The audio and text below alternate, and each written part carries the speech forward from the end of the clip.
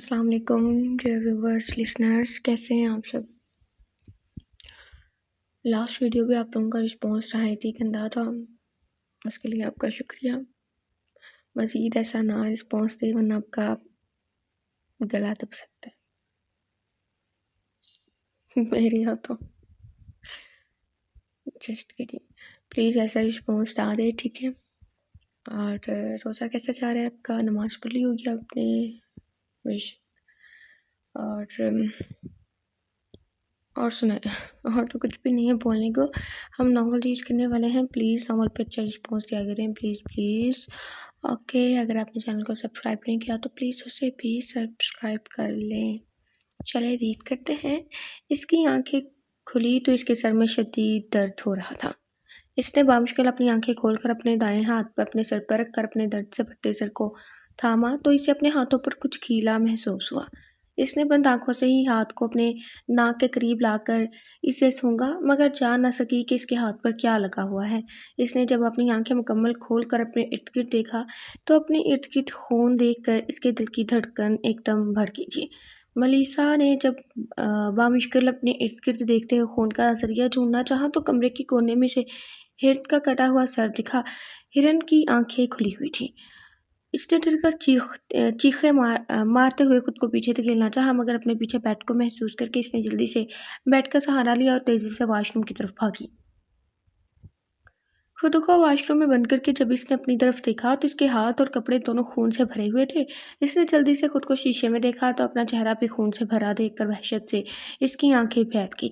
वह जल्दी से शावर ऑन करके इसके नीचे बैठ कर खुद को जोर जोर से रगड़ कर खून साफ करने लगी।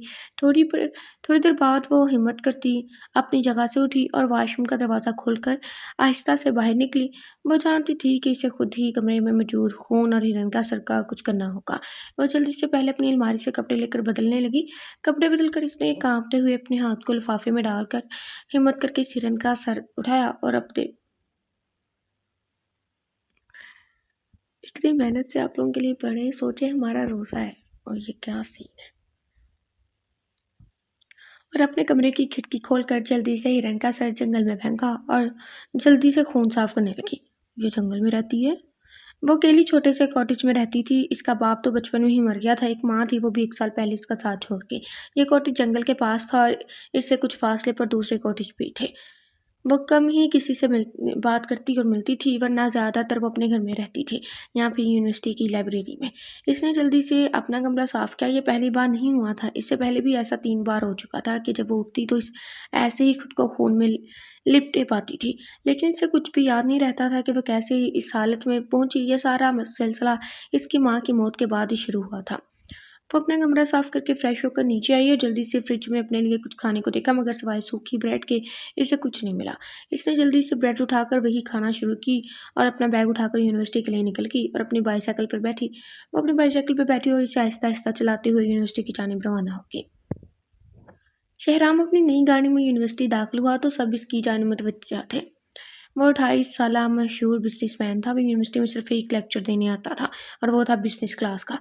अगर प्रिंसिपल का इस पर एहसान ना होता तो वो कभी भी यहाँ पर अपना 1 घंटा ज़ाया नहीं करता।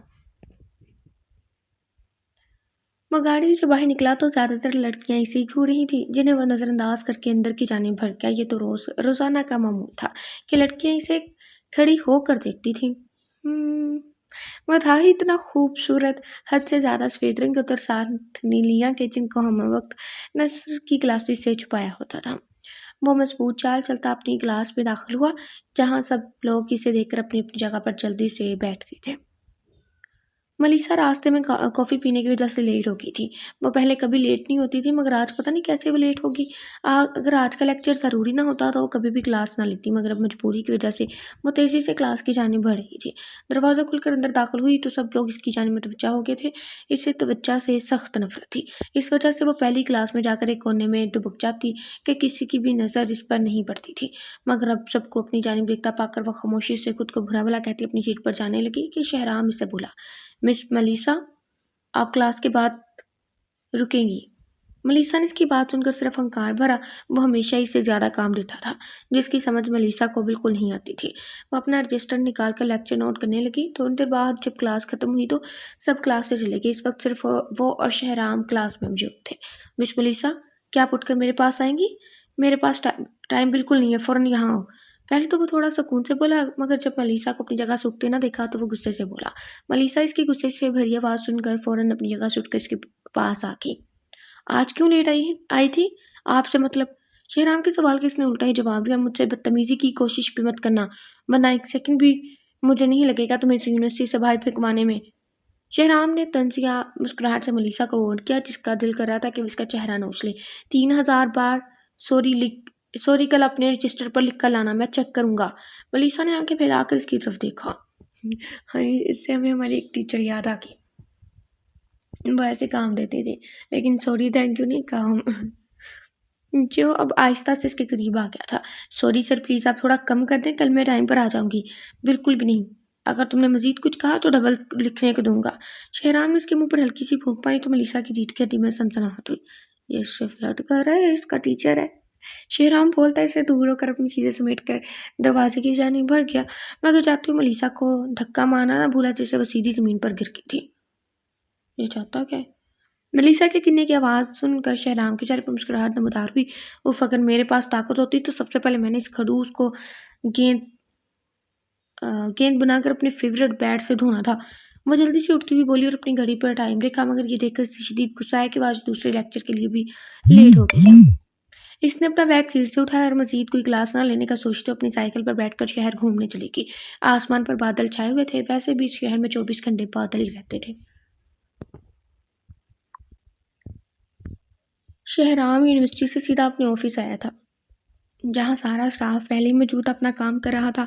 शहराम ऑफिस में दाखिल हुआ तो डायरेक्ट इसका दोस्त जो इसके टेबल पर झुका इसके कंप्यूटर पर कुछ कर रहा था, इसे देखकर सीधा होता संजीदगी से बोला, तुम्हारे डैड का पैगाम आया, वो तुम्हें महल में मिलना चाहते हैं।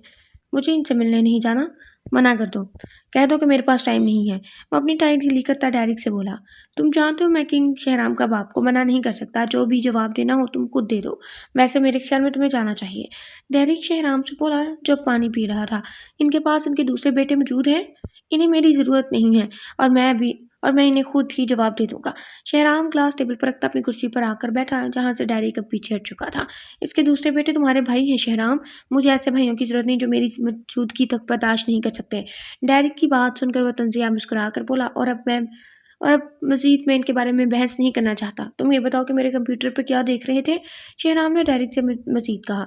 अच्छा, अब नहीं करूँगा, और मेल चेक करा था दूसरी कंपनी की जो तुम्हें आनी थी। डेरिक कुर्सी की सीट कर इसके पास बैठता हुआ बोला और इससे मज़ीद बिजनेस के मुतालिक बातें करने लग पड़ा। मलीसा ने चूँकि सुबह से कुछ खाया नहीं था और अब इसे भूख लग रही थी, तो वह एक छोटे से ओपन एरिया कैफ़े में मौजूद थी, ताकि अपनी भूख मिटा सकें। इसके पास सिर्फ इतने ही पैसे थे कि वो सिर्फ सैंडविच ही खा सकती थी। अब वो सैंडविच खाने के बाद अब कॉफ़ी पी रही थी, तो कॉफ़ी के पैसे, ताकि सर्दी का एहसास इसे कम हो सके। व्हाट? कॉफ़ी के पैसे ही पूछा है? वो कॉफ़ी पी रही थी जब इसे लगा कि कोई इसे देख रहा है, मगर जब इसने इर्द-गिर्द देखा तो कोई भी इसकी तरफ मतवज्जा नहीं था। इसने कॉफ़ी पीने के बाद बिल पे किया और उठकर अपने घर की तरफ चली गई, क्योंकि अब इसने शहराम के लिए सॉरी लिखना था और फिर इसके बाद इसे अपनी नई जॉब के लिए रात को क्लब में जाना था, जहाँ इसने वेट्रेस की जॉब करनी थी। शहराम क्लब चलें आज?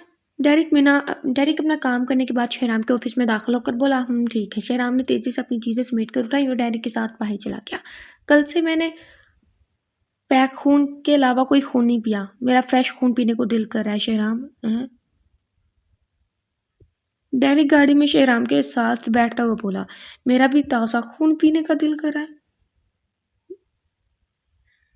चलो फिर आज क्लब में से किसी को शिकार बनाते हैं। शहराम डैडी की तरफ मुड़कर मुस्कुराता हुआ बोला। अब दोनों के ही चेहरों पर मुस्कुराहट कायम थी और वो भी शर्ट पहना है मुर्गात लाना। शहराम ने गाड़ी से निकलने से पहले अपना कोट उतार कर गाड़ी में ही फेंक दिया और अपनी शर्ट के पहले 3 बटन खोलकर अपने कफ फोल्ड करने लग पड़ा। डेरिक भी इसकी तरह ही अपना हुलिया कर रहा था। वो दोनों इस रफ से हुलिये में लड़कियों का दिल धड़काने के लिए क्लब में दाखिल हुए। ये फिक्शनल हीरो जहाँ जाते हैं लड़कियों का बस दिल धड़काने के लिए जाते हैं, उन्हें एक ही काम होता है।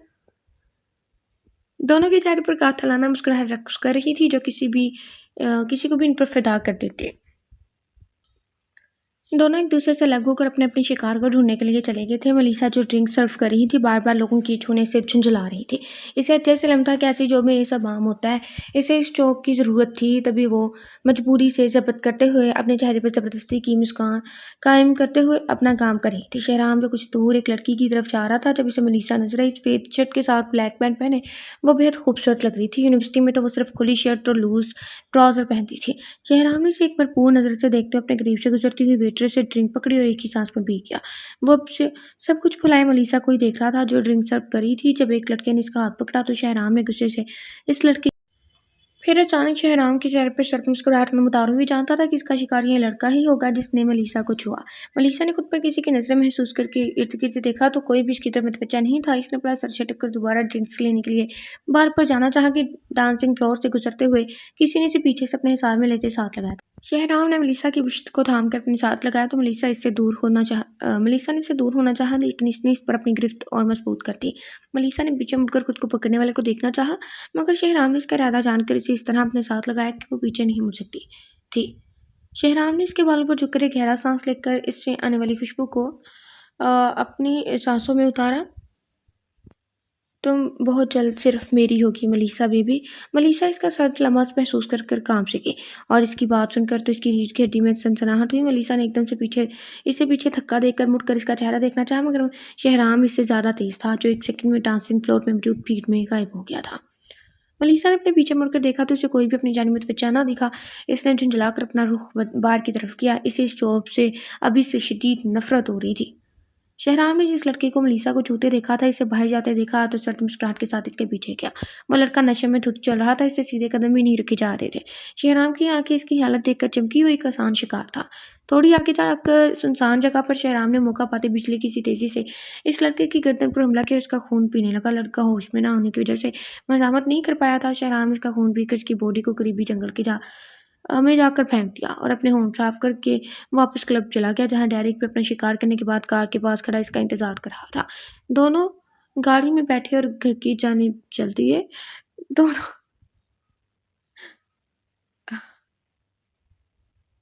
हमें नहीं पता हम क्या बोले। दोनों के घर साथ साथ ही थे, इस वजह से डेरिक ज्यादातर शहराम के साथ ही आता था। हमारी आंखें खुल नहीं रही। खुल जाओ प्लीज, खुल जाओ, आंखें खुल जाओ। मलीसा की आंख इसके मोबाइल के अलार्म की बजने से खुली। मलीसा ने बामुश्किल अपनी आंखों को खोलकर टाइम देखा, लेकिन ये देखकर कि वो आज फिर लेट हो गई है, वो बुदक कर बेड से उठी और जल्दी से शावर लेकर कपड़े बदलकर अपना बैग उठाकर अपनी साइकिल पर यूनिवर्सिटी जाने के लिए निकल गई। रात को 1 बजे घर आने की वजह से और थकावट की वजह से वो जल्दी उठ नहीं पाई थी। अब वो फुल स्पीड से अपनी साइकिल चलाती हुई यूनिवर्सिटी पहुंची। वो क्लास में फिर लेट दाखिल हुई तो सब इसकी जानिब देखने लग पड़े, मगर ये देखकर इसका हलक तक कड़वा हो गया कि आज फिर शहराम इनका पहला लेक्चर ले रहा था। मिस मलीसा, अगर आप आ ही गई हैं तो अपनी सीट पर बैठ जाएं, पूरी क्लास को आपने डिस्टर्ब कर दिया है। शहराम ने मलीसा को दरवाजे में खड़े देखकर कहा तो मलीसा तेजी से पीछे जाकर आखिरी सीट पर बैठ गई और अपना लेक्चर नोट करने लगी। देखो देखो कैसे कह रहे हैं उसे। मिस मलीसा, आप अपना रजिस्टर मेरे पास लेकर आए। लेक्चर के खत्म होने के बाद स्टूडेंट्स के क्लास से बाहर निकलने के बाद मलीसा से कहा, जो बाहर जाने लगी थी, मगर शहराम की बात सुनकर अपनी जगह। मगर क्यों सर? मलीसा ने नासमझी से शहराम से पूछा, जो क्लास खाली होने के बाद अब इसके पास आकर खड़ा हो गया था। लगता है तुम्हारा दिमाग काम नहीं कर रहा। कल जो स्टोरी लिखने को दिया था वो दिखाओ मुझे। शहराम ने मलीसा के सामने खड़े होकर कहा, जो अब काटती अपने बैग में रजिस्टर ढूंढ रही थी, जो मिल ही नहीं रहा था क्योंकि ऐसा कोई रजिस्टर था ही नहीं जिस पर इसने स्टोरी लिखा हुआ हो। इसने काफ़ी बार कल स्टोरी लिखने का सोचा था, मगर अपनी नाअहली की वजह से लिख नहीं सकी। मिस मलीसा, आपका रजिस्टर गुम तो नहीं हो गया? शहराम ने इसे मुसलसल बैग में रजिस्टर ढूंढते हुए पूछा। सॉरी सर, लगता है मेरा रजिस्टर घर रह गया है। जल्दी जल्दी मैं रजिस्टर लेना भूल गई हूँ। मलीसा ने अपने खुश्क होंठों को तर करते हुए कहा। कम से कम बहाना तो कोई अच्छा सोच लेती मिस मलीसा। ऐसे बहाने हम बचपन में सोचते थे। मैम जी कॉपी कहाँ रह गई, जिस पे होमवर्क था मैम कहते थे आप भी घर ही रह जाते फिर। और क्या पक्का डायलॉग। या फिर आप कैसे आ गए स्कूल हैं। कम से कम बहाना तो कोई अच्छा सोच लेती मिस मलीसा। और जो ज़्यादा खतरनाक थी मिस, वो ठीक है मैं भी भेज के मंगवा लेती हूँ, बताएं कहाँ पे रखी है। काली मक्खी फैंटी पक्की। शहराम ने इसके होंठों को एक नज़र देख कर कहा तो मलीसा गड़बड़ा गई। सॉरी सर, कल लिख लूँगी। मलीसा ने नजरें झुका कर कहा, कल अगर लिख कर ना लाई तो तुम्हें सज़ा मिलेगी। मलीसा, वो मलीसा की तरफ झुककर मायूसी से बोला, जो मलीसा को समझ नहीं है, मगर इसे खुद की तरफ झुकते देखकर इसने पीछे ज़रूर होना चाहा था, मगर अपने पीछे दीवार की वजह से हट ना सकी। Okay sir. वो थूक निकलती हुई बोली तो शहराम मुस्कुराता इससे दूर होकर टेबल से अपनी चीज़ें समेटकर ग्लास से बाहर चला गया। मलीसा ने गहरा सांस लेकर एक घूरी दरवाजे की जानिब डाली, जहाँ से अभी शहराम बाहर गया था। वो अपनी चीज़ें उठाकर झुंझलाकर अगली गिलास लेने चलेगी, जिसमें भी वो लेट हो गई थी। माइक में मलीसा पर 3 दिन से नज़र रख रही हूँ, मगर अभी तक मुझे कुछ गैर मामूली महसूस नहीं हुआ। ब्लैक विच ने माइक से कहा, वो मेरी बेटी है, इसे भी वैम्पायर होना चाहिए था। माइक इसकी बात पर चिढ़ता हुआ बोला, ज़रूरी नहीं कि अगर वो तुम्हारा खून है तो वो वैम्पायर ही हो। तुम्हारी बीवी के इंसान होने की वजह से भी वो भी आम इंसान ही हो सकती है। विच ने माइक से कहा, क्या तुमने इसे एक बार भी खून पीते हुए नहीं देखा? माइक ने पूछा। नहीं, मगर इससे भी अच्छी खबर है, मेरे पास रॉयल ब्लड का तीसरा शहजादा शहराम तुम्हारी बेटी को पढ़ाता है। विच ने मक्कारी से इसे बताया। वाह, किंग का बेटा मेरी बेटी को पढ़ा रहा है? क्या इसे मलीसा में कोई दिलचस्पी है? अगर नहीं भी है तो हम पैदा करेंगे। हम मलीसा के जरिए शहराम को मरवा कर किंग को तोहफा भिजवाएंगे। आपको को पता चल गया कि ये एक फैंटेसी बेस्ड नावल है। लाइक कुछ भी हो सकता है, पहले भी नावल में कुछ भी हो सकता होता था। नॉवेल्स में लाइक कोई भी नावल उठा लो, लेकिन ये फैंटेसी है तो उसमें ज़रा वाज या कुछ भी हो सकता है। माइक ने मकारी से मुस्कुराते हुए विच से कहा, जिसका प्लान सुनकर हंसने लगी थी। किंग की बर्बादी का सुनकर हंसने लग पड़ी थी, चूँकि माइक और कुछ दीगर वैम्पायर्स पैदाइशी वैम्पायर्स नहीं थे, बल्कि एक एक्सपेरिमेंट से बनाए गए थे। इस वजह से रॉयल ब्लड किंग ने इन्हें कबूल नहीं किया था, और ये लोग इस तरह भटकते फिरते थे और अपनी जगहें बदलते थे, क्योंकि वैम्पायर हंटर्स भी वैम्पायर्स को मारने के लिए मुख्तलिफ जगहों पर छापे मारते रहते थे, ताकि वैम्पायर्स को ढूंढ कर ख़त्म कर सकें। मलीसा घर आकर खाना खाकर सो गई थी, चूँकि रात को इसे वापस क्लब जाना था। इस वजह से वो सोकर अपनी नींद पूरी करना चाहती थी। शहराम जो अपने ऑफिस में था, इसे बार बार मलीसा का ख्याल आया था। इस वजह से इसने मलीसा के घर आने का सोचा। वो खामोशी से उसके घर में दाखिल हुआ और मलीसा के कमरे में क्या जिस सुकून से सो रही थी। शहराम इसके करीब जाकर अपनी हाथ की पुष्टि से हल्का से इसके गाल को छुआ तो मलीसा हल्का सा हिली। शहराम फौरन इससे दूर हुआ और एक नज़र चुपकर इसके चेहरे को करीब से देखा, और इसके चेहरे पर ठंडी फूंक मारकर खिड़की के रास्ते से बाहर चला गया। वो नींद में थी जब इसे लगा कि कोई इसके पास मौजूद है, जिसका यकीन इसे अपने चेहरे पर ठंडी हवा से लगा। इसने अपनी आंखें खोली और पूरे कमरे में नजरें दौड़ाई, मगर किसी को भी कमरे में ना पाकर इसने दोबारा अपनी आंखें बंद कर ली थी। मलीसा के घर से कुछ दूर खड़ी विच ने शहराम को मलीसा की खिड़की से कूदते देखा तो इसके चेहरे पर शातराना मुस्कुराहट नमूदार हुई। शहराम कहाँ से आ रहे हो? डेरिक ने शहराम के ऑफिस में दाखिल होते हुए पूछा। किसी से मिलने गया था, शहराम ने कुर्सी पर बैठते हुए मुस्कुराकर कहा। नया शिकार? अभी कल ही तो हमने फ्रेश खून पिया है। ऐसे बोल रहे जैसे बोल रहे फ्रेश जूस पिया है। डेरिक ने नासमझी से इससे पूछा। नहीं, नया शिकार नहीं है वो। आज फिर हम क्लब जाएंगे, अगर तुमने कुछ नया शिकार करना हुआ तो कर लेना। शहराम ने सपाट लहजे में डेरिक से कहा। शहराम, याद रखना, किसी इंसान के साथ मोहब्बत करना तुम्हारे लिए खतरे का बायस बन सकता है, और अगर किंग को पता चल गया ना तो इसको मारने में वो 1 मिनट भी ज़ाया नहीं करेंगे। डेरिक ने संजीदगी से शहराम से कहा, अगर किसी ने इसे हाथ पे लगाया तो मैं इसका हाथ तोड़ दूंगा, इसे मार दूंगा, और अगर किसी ने इसे ख़त्म करने की कोशिश की तो मैं इसे ख़त्म कर दूंगा, और किंग ने अगर मेरे किसी भी मामले में दखल अंदाजी की तो इसके खिलाफ बगावत करने में सबसे आगे मैं हूँगा। शहराम ने सर्द और सपाट लहजे में डेरिक से कहा। किंग तुम्हारा बाप है, तुम इसके खिलाफ कभी नहीं जा सकते। डेरिक ने इसे जैसे याद दिलाया हो, वो मेरा बाप नहीं, सुना तुमने, वो सिर्फ किंग है मेरे लिए। शहराम ने गुस्से से पेपर वेट उठाकर जमीन पर मारते हुए डेरिक से कहा, जो इसके गुस्से से बिल्कुल भी नहीं घबराया था। हकीकत को तुम झुठला नहीं सकते शहराम। डेरिक ने जैसे इसके गुस्से को मजीद हवा दी थी। मुझे नफरत है इनसे, बता देना ही नहीं, वो सिर्फ मेरी नफरत के ही काबिल है, वो नहीं है मेरा बाप, सुना तुमने। शहराम गुस्से से थाड़ता हुआ कुर्सी को लात मारकर गिराता हुआ अपना कोट उठाकर ऑफिस से बाहर चला गया। मलीसा फ्रेश होकर क्लब जाने के लिए निकलने लगी थी जब इसे अपने घर से दूर एक औरत अजीब कपड़ों में मलबूस अपनी जानिब घूरती हुई नजर आई। मलीसा ने इस औरत से डरने के बजाय से एक घूरी से नवाजा और अपना सर झटकर अपनी साइकिल लेकर क्लब जाने के लिए निकल गई। थोड़ी दूर खड़ी विच ने मलीसा को खुद को घूरते देखा तो इसके चेहरे पर शैतानी मुस्कुराहट फैली। विच ने अपना जादू इस्तेमाल कर 1 मिनट के अंदर वो एक खंडरनुमा घर के अंदर मौजूद थी, जहाँ माइक अपने कुछ साथियों से बात कर रहा था। माइक ने विच को अपने सामने देखा तो सवालिया नजरों से इसकी जानिब देखा, क्योंकि इसके मुताबिक विच को इस वक्त मलीसा के पास होना चाहिए था। माइक, एक अच्छी खबर है, आज मैंने शहराम किंग के बेटे को मलीसा के कमरे की खिड़की से कूदते देखा। इसका मतलब है वो मलीसा में पहले से ही दिलचस्पी रखता है, हमें ज़्यादा काम नहीं करना होगा। विच ने मुस्कुराते हुए माइक को बताया, जिसकी बात सुनकर खुश नजर आ रहा था। लगता है खेल शुरू करने का वक्त आ गया है। माइक ने शातराना मुस्कुराहट लबों पर सजाए विच से कहा, जिसकी बात सुनकर अपना सर हिलाती खिलखिलाकर हंसती हुई बोली थी। अब किंग को जल्दी इसके बेटे के दिल का तोहफा भिजवाएंगे। मलीसा मुंह पर जबरदस्ती मुस्कुराहट फैलाए लोगों को ड्रिंक सर्व कर रही थी, जबकि शहराम एक अंधेरे कोने में खड़ा इसकी जाने मतवजा था। वो अपना गुस्सा घर की चीज़ों को तोड़-फोड़ कर निकाल आया था और अब वो काफ़ी पुरसुकून था। इसने कुछ सोच तो अपने हाथ में पकड़ी ड्रिंक पीकर अपना रुख मलीसा की जानिब किया, जो सफ़ेद रंगों तो अपनी सब्ज़ आँखों की वजह से सबकी तवज्जो अपनी जानिब आसानी से खींच रही थी। मलीसा कल वाले वाक़ये के बाद कुछ ज़्यादा ही चौकस थी और किसी को कम ही छूने दे रही थी। वह ड्रिंक सर्व करके वापस बार पर जा रही थी, जहाँ आज फिर शहराम ने इसे पुश्त से थाम कर अपने साथ लगा लिया था। मलीसा ने आज से पहले से ही सोच रखा था कि अगर ऐसा हुआ तो इसे क्या करना है। इसने अपने हाथ में मौजूद ट्रे को ज़ोर से खुद को पकड़े शख्स में मारी, मगर शहराम पर कोई असर नहीं हुआ, उल्टा ट्रे में डेंट पड़ गया था। मलीसा ने आंखें फैलाकर अपने हाथ में मौजूद ट्रे को देखा और खुद को इस शख्स की गिरफ्त से दूर करने लगी, जिसने इस पर अपनी गिरफ्त और मजबूत कर दी थी। शहराम मलीसा की नाकाम कोशिश देखकर मसलसल मुस्कुरा रहा था। फिर इसने मलीसा को अपनी गिरफ्त से निकलने की कोशिश करते देखा, तो एक हाथ से इस पर गिरफ्त मजबूत करते हुए दूसरा हाथ इसकी आंखों पर रखकर झुककर इसके कान के करीब बोला, मलीसा, मुझसे दूर जाने का सोचना भी मत, मैं तुम्हारे साथ साय की तरह रहता हूँ। शहराम ने बोलकर अपना सर्द सा लमस इसके आरस पर छोड़ा था। शहराम ने आखिरी बार इसे छोड़ने से पहले इसके बालों में गहरा सांस भरकर खुद को एक सेकंड से पहले तेजी से अपने पीछे भीड़ में घुम किया था। मलीसा ने अपने ठंडे गाल पर हाथ रखकर पीछे देखा, मगर इसे मायूसी के सिवा कुछ न मिला। इसे अभी तक इसका सर्द सा लमस अपने आरिस पर महसूस हो रहा था, जबकि इसका दिल जितनी जोरों से धड़क रहा था, वह शहराम थोड़ी दूर खड़ा बासानी सुनता हुआ मुस्कुरा रहा था। शहराम के कान में सेंसर फिट है।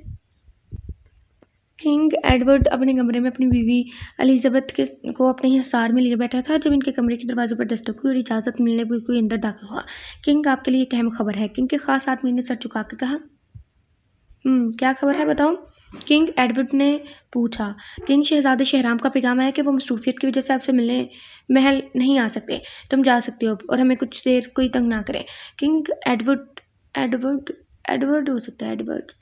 किंग एडवर्ड ने बात सुनकर कहा, तो वो आदमी सर झुकाकर जैसे आया था वैसे ही चला गया। वो ऐसा क्यों है एडी, वो हमसे इतना दूर क्यों हो गया है? एलिजाबेथ ने किंग एडवर्ड के कंधे पर सरक कर नम लहजे में पूछा। पागल हो गया है, बस मैं खुद जाऊंगा इससे बात करने। किंग एडवर्ड ने एलिजाबेथ के सर को चूमकर कहा, तो सिर्फ गहरा सांस ही लेकर रह गई। वो जानती थी कि इनका बेटा कभी भी वापस नहीं आएगा। मलीसा थकी हुई गहराई और अपने कमरे में जाकर लेटने लगी कि इसे अपने बेड पर एक नीले रंग का फूल पड़ा मिला। मलीसा ने हैरानी से इस फूल को उठाकर देखा, जो चमक रहा था। मलीसा ने इसे अपने नाक के करीब लाकर इसकी खुशबू सूंघी, तो अचानक से अपना सर भारी होता हुआ महसूस हुआ। मलीसा ने जल्दी से फूल को उससे दूर फेंका और अपने चकराते हुए सर को थामकर वाशरूम की जानिब जाने लगी, मगर इसकी आंखें बंद होना शुरू होने लगी थी। वो बामुश्किल वाशरूम के दरवाजे तक पहुंची थी, मगर ज़्यादा देर तक खुद को संभाल न सके और ज़मीन बोझ हो गई। मलीसा ने अपनी आँख खुली आंखों से और अपनी बची कुची ताकत से खुद को घसीटकर शावर तक लाई और जल्दी से शावर ऑन किया। ठंडा पानी इसके सर पर पड़ा तो उसका दिमाग एक पल को सुन्न हो गया था। इसकी आंखें तो मुकम्मल खुल गई थी, मगर इसका सर अभी भी चकरा रहा था। इसने बामुश्किल खुद को संभाला और शावर बंद करके खड़ी हुई और अपने कपड़े उतार कर बाथरूम पहन लिया, क्योंकि बस सर्दी से मना नहीं जाती थी। इसने एक नज़र खड़ी होकर शीशे में खुद को देखा, तो इसकी आंखों का रंग पहले ब्राउन था, अब वो गोल्डन हो गया था। लेकिन बार में तो लिखा था इसकी आंखें हरी थी और गोरी रंग जो सबको अपनी तरफ मतवज्जा कर रही थी। ये क्या कन्फ्यूजन है? इसने अपना सर झटक कर दोबारा खुद को आईने में देखा, मगर अपनी आंखों को गोल्डन देखकर इसे खुद से खौफ महसूस हुआ। अचानक इसकी नज़र अपने होठों पर की, जो सुर्ख हो चुके थे, जैसे इसने भी किसी का खून पिया हो। इसने अपने हाथ मुंह पर पानी की छींटे मारकर दोबारा खुद को देखा, मगर अपनी गोल्डन आंखें और सुर्ख होंठ देखकर इसने गुस्से से जोर से अपने करीब पड़ा ब्रश उठा शीशे में मारा, जिससे वह चकनाचूर होकर जमीन पर गिर गया था। मलीसा ने अपना भारी होता सर थामा और वाशरूम से बाहर निकल गई, मगर इसे फिर भी इतना बेहोश ना था कि वह टूटे हुए कांच पर चलकर अपने पैरों को लहूलुहान कर चुकी थी। वो अपने बेड के करीब आई और इस पर गिरने के अंदाज में लेटकर अपनी होश आवाज़ से बेगाना हो गई।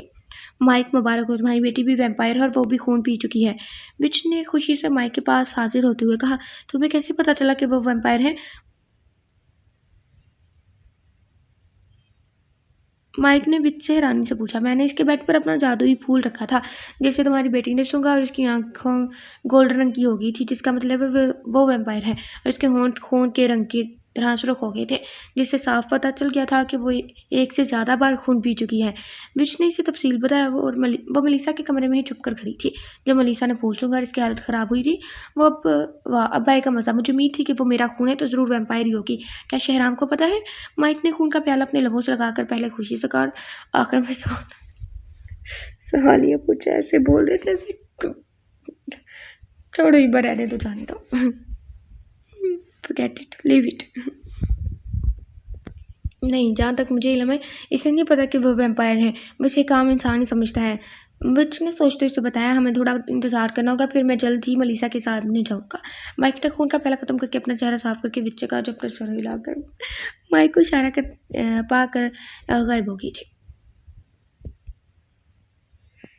ओके, मलीसा ने अपनी आँखें आहिस्ता से खोली और सीधी होकर बैठने लगी तो अपने चकराते हुए सर को इसने फ़ौरन थामा जो शदीद दुख रहा था। इसने साइड टेबल पर पड़ा पानी का ग्लास उठाकर अपने मुंह से लगाया तो उसे थोड़ा सुकून महसूस हुआ। मलीसा ने थोड़ी देर बेड पर बैठने के बाद टाइम देखा तो 7 बज रहे थे। वो उठकर अपनी यूनिवर्सिटी जाने के लिए तैयार होने लगी, मगर जैसे इसने अपने पैर ज़मीन पर रखे तो उसे अपने पैरों में शदीद दर्द महसूस हुआ। मलीसा ने दर्द से कहराते हुए अपने पैरों की जानिब देखा जो सूजे हुए थे और इस पर कांच के टुकड़े धंसे हुए थे, जबकि पैरों पर खून जमा हुआ था। अचानक इसके सामने रात का सारा मंजर घूमने लगा। इसने दर्द से अपने लब बींच कर अपने पाँव को बेड पर रखा और इसमें से खींच कर कांच निकालने लगी। उफ! तकलीफ की शिद्दत से आंसू उसकी आंखों से रवानी से बहने लग पड़े थे, जबकि इसके पैरों से खून निकलने लग पड़ा था। वो तकलीफ से उठते हुए कान से बचकर वॉशरूम में गई और फर्स्ट एड बॉक्स लेकर वहाँ ही नीचे एक तरफ बैठ गई, क्योंकि मजीद इसे तकलीफ बर्दाश्त नहीं हो रही थी। इसने अपने कांपते हाथों से अपने पैरों को साफ करके बैंडेज की। थोड़ी देर वहाँ ही बैठे रहने के बाद इसने करीब ही पड़े एक शीशे के टुकड़े को उठाकर खुद को शीशे में देखा। बिखरे बाल सूखे हों जैसे सर्दियों की प्यासी और आंखों के गिर्द गहरे हल्के। देखकर ऐसे लग रहा था जैसे वह सदियों की बीमार हो। इसने शीशे के टुकड़े को उठाकर ज़ोर से ज़मीन पर मारा और खुद को तकलीफ से अपने लब भींच कर वो बाहर आई और बेड पर बैठ गई। फिलहाल वह इस हालत में तो कभी भी यूनिवर्सिटी नहीं जा सकती थी। शहराम क्लास में दाखिल हुआ तो पूरी क्लास पर एक तफसीली निगाह डालकर इसने मलीसा को ढूंढना चाहा, मगर जब इसे मलीसा कहीं नहीं मिली तो इसे लगा कि वो फिर लेट हो गई होगी। इसने अपना लेक्चर देना शुरू किया, मगर इसके मंतज़िर निगाहें बार बार दरवाजे की जानिब जा रही थी। इसने सारे लेक्चर देने के दौरान मलीसा का ही इंतज़ार किया था, मगर जब वो आखिर तक ना आई तो इसने झुंझलाकर लेक्चर देने के बाद मलीसा से मिलने का सोचा। अच्छा, आप लोगों में से किसी ने लाइव में एक नावल की रिक्वेस्ट की थी, वो ज़वार वाला, है ना? तो वो नावल तो पहले अपलोड हो चुका है। सारा कल बेचारी पढ़ रही थी, उसने 50 पेज पढ़ लिए। अगर किसी को चाहिए तो हमें बता दें, हम शेयर कर देंगे। वो अपलोड हो चुका है, ठीक है? इससे पहले एक दफ़ा मलीसा के कमरे में जाने का सोचा, मगर जब वो इसके कमरे की खिड़की के पास पहुंचा तो खिड़की बंद देखकर इससे शदीद गुस्सा आया। शहराम ने फिर दरवाजे से इसे मिलने जाने का सोचा। मलीसा कुछ खाने के लिए किचन में आई थी और एक छोटा ओपन किचन था जो टीवी लाउंज की तरफ खुला हुआ था। इसने बामुश्किल अपने पैरों को घसीटा था और यहाँ तक पहुंची थी। इसने फ्रिज में से खुद के लिए ब्रेड और जैम निकाला, चूँकि वो फिलहाल खड़ी होकर कुछ बना नहीं सकती थी। इसने अपना दिल मार कर सब सूखी ब्रेड जैम ही खाने का सोचा था और खुद को घसीटती हुई टीवी लाउंज में मौजूद सोफे तक लाई और मुंह बनाते हुए ब्रेड पर जैम लगाकर खाने लगी। इसने खाने के बाद प्लेट अपने सामने मौजूद छोटे से मेज पर रखकर एक नज़र अपने पैरों को देखा, जहाँ पर बैंडेज में से खून निकल रहा था। अपने खून को मुसलसल देखकर अचानक इसकी आंखों का रंग बदलने लगा था कि दफातन दरवाजे पर दस्तक हुई। इसने सर झटक कर एक गहरी सांस लेकर दरवाजे की तरफ देखा। दरवाजे के पास जाकर खोलना इसे पहाड़ सर करने के बराबर लग रहा था। इसे अपने घर आने वाले शख्स पर शदीद गुस्सा आया। वो मुसलसल बजते दरवाजे की वजह से मजबूरन हुई और आहिस्ता आहिस्ता दरवाजे की जानिब जाने लगी। दरवाजे के पास जाकर इसने एक पुरसुकून सांस लिया और दरवाज़ा खोला तो शहराम को खड़े देखकर इसने हैरानी से इसकी जानिब देखा, जो इसे देखकर मुस्कुरा रहा था। सॉरी सर, मुझे लगता है कि आप गलत जगह पर आ गए हैं। मलीसा ने हैरानी से इससे जवाब दिया, नहीं, मैं बिल्कुल सही जगह पर आया हूँ, मुझे तुमसे मिलना है। वो मलीसा को साइड पर हटाता हुआ ज़बरदस्ती इसके घर दाखिल हुआ था। या अंदर कहाँ जा रहे हैं? वो इसकी पुश्त को खूंखार नज़रों से देखते हुए बोली। शहराम इसके सवाल को नज़रअंदाज करके अंदर दाखिल हुआ तो इसके नाक के नथनों से खून की महक टकराई। इसकी नज़र ज़मीन पर खून के निशानात पर गई। वो ताज़ा खून था। इसने अपनी मुट्ठियों को बीच कर खुद को काबू किया और अपना रुख मलीसा की जानिब किया, जो मुंह बनाती हुई दरवाज़ा बंद करके लड़खड़ा कर चलती हुई आ रही थी। शहराम की नज़र इसके पैरों पर गई, जिस पर पट्टी की गई थी। इसने अपनी मुट्ठियाँ और जोर से बीच कर खुद को मलीसा पर हमला करके इसका सारा खून पीने से रोका था। शहराम मलीसा के चेहरे पर तकलीफ था तासरात देकर खुद को काबू किया और मलीसा के पास जाकर चुपकर इसे अपनी बाहों में उठा लिया। ये आप क्या कर रहे हैं सर? मुझे नीचे उतारें। मलीसा इस अचानक अफ्ताद पर बौखलाती हुई बोली। मलीसा बेबी, तुम्हें तकलीफ ना हो इसलिए उठाया है। शहराम ने मुस्कुराकर चुपकर इसके कान के करीब कहा और इसकी कनपट्टी पर आहिस्ता से अपना सर लमस छोड़ा। मलीसा ने आंखें फैलाकर शहराम की तरफ देखा। ये आवाज़ और लमस इसे क्लब में दो बार इसके साथ होते हुए वाक़े की याद दिलाई थी। सर नहीं, मुझे मेरे नाम से पुकारो। शहराम ने इसे सोफे पर बैठा कर खुद भी इसके साथ बैठते हुए गंभीर लहजे में कहा, प्लीज़ मुझसे थोड़ी दूर होकर बैठे। मलीसा ने इससे दूर होने की नाकाम से कोशिश की। सुना नहीं? मैंने कहा मुझे मेरे नाम से पुकारो। शहराम इसकी बात नज़रअंदाज करके ठंडे ठार लहजे में कहा, शहराम प्लीज़ मुझसे दूर होकर बैठें। इसने हिम्मत करते हुए मजबूत लहजे में कहा और अपनी जानिब झुकते शहराम के सीने पर फौरी हाथ रखकर इसे रोका। शहराम ने इसका हाथ अपने सीने से हटाकर इसे हाथ से मलीसा को अपनी जानिब खींचा। मलीसा बेबी, मुझे दोबारा खुद से दूर जाने का मत कहना, क्योंकि अब मैं तुम्हें छोड़ कर कहीं नहीं जाने वाला। मलीसा का चेहरा शहराम के चेहरे के इतने करीब था कि बात करते हुए शहराम की सांस इसके चेहरे से टकरा रही थी। इसने अपनी आंखें बंद की तो अचानक इसे सब कुछ धुंधला लगने लग पड़ा। इसकी आंखों ने अचानक रंग बदला था। इसके लंबे दांत निकलने लग पड़े थे। इसने झटके से शहराम को अपनी जानिब खींचा था, लाइक जैसे वैम्पायर खून पीते हैं ना, ऐसे गर्दन पे दांत काट के समथिंग वो खून पीने लगी है। शहराम ने इसकी आंखों का रंग बदलते और उसके दांत निकलते देखे तो इसे शदीद हैरत हुई, मगर इससे भी ज़्यादा हैरत इसे मलीसा के खुद का खून पीने पर हुई थी। वो रॉयल ब्लड था, इसका खून नायाब था। किसी ने आज तक रॉयल ब्लड का खून नहीं पिया। शहराम ने खुद को बामुश्किल मलीसा से दूर किया, जो हर जगह से खून पीना चाह रही थी। इसने मलीसा का गला पकड़कर जोर से दबाया तो ऑक्सीजन की कमी की वजह से मलीसा की आंखें बंद होने लग पड़ी थी। शहराम ने इसकी मज़ाहमतों के कम होने पर जल्दी से इसके गले की मखसूसनेस दबा के इसे बेहोश कर दिया था। मलीसा बेहोश होकर सोफे पर गिरी तो शहराम ने इसको सही से सोफे पर लिटाया और अपना रुमाल निकाल कर मलीसा के होंठों पर लगा खून साफ किया। इसने आखिरी बार मलीसा के चेहरे पर झुककर इसका माथा छुआ और फौरन मलीसा के घर में विच की मौजूदगी महसूस करके इससे दूर हुआ था। रॉयल ब्लड होने की वजह से इसमें बाकी वैम्पायर्स की निस्बत ज़्यादा खसूसियात थी, जिनमें से एक खसूसियात वो किसी की भी मौजूदगी अपने गिर्द आसानी से महसूस कर लेता था। इसे विच की मलीसा के घर में मौजूदगी पर जहाँ हैरानी हुई थी, वहाँ इसे ये सोचकर सुकून मिला कि मलीसा पहले ही इसका खून पी चुकी थी। इसने साइड पर बड़ी चादर उठाकर मलीसा पर अच्छी तरह ओढ़ी और उल्टे कदमों मलीसा से दूर होकर जाने लगा कि कुछ सोचते हुए रुका और दोबारा सोफे के पास आया, जहाँ सामने छोटी सी मेज पर पेन पड़ा था। इसने पेन उठाकर अखबार के एक टुकड़े पर कुछ लिखा और इसे वहां रखकर चला गया। विच ने शहराम को मलीसा के पास देखा तो वह खामोशी से कोने में अपने जादू की मदद से खुद को छुपाए खड़ी होकर शहराम को देखने लगी। शहराम के जाते ही इसने एक नज़र करीब जाकर मलीसा को देखा, जो पुरसुकून से सो रही थी। विच इसे देखकर वहां से चली गई, ये जाने बगैर कि वो अपनी एक ज़रूरी चीज़ वहां ही भूल गई थी।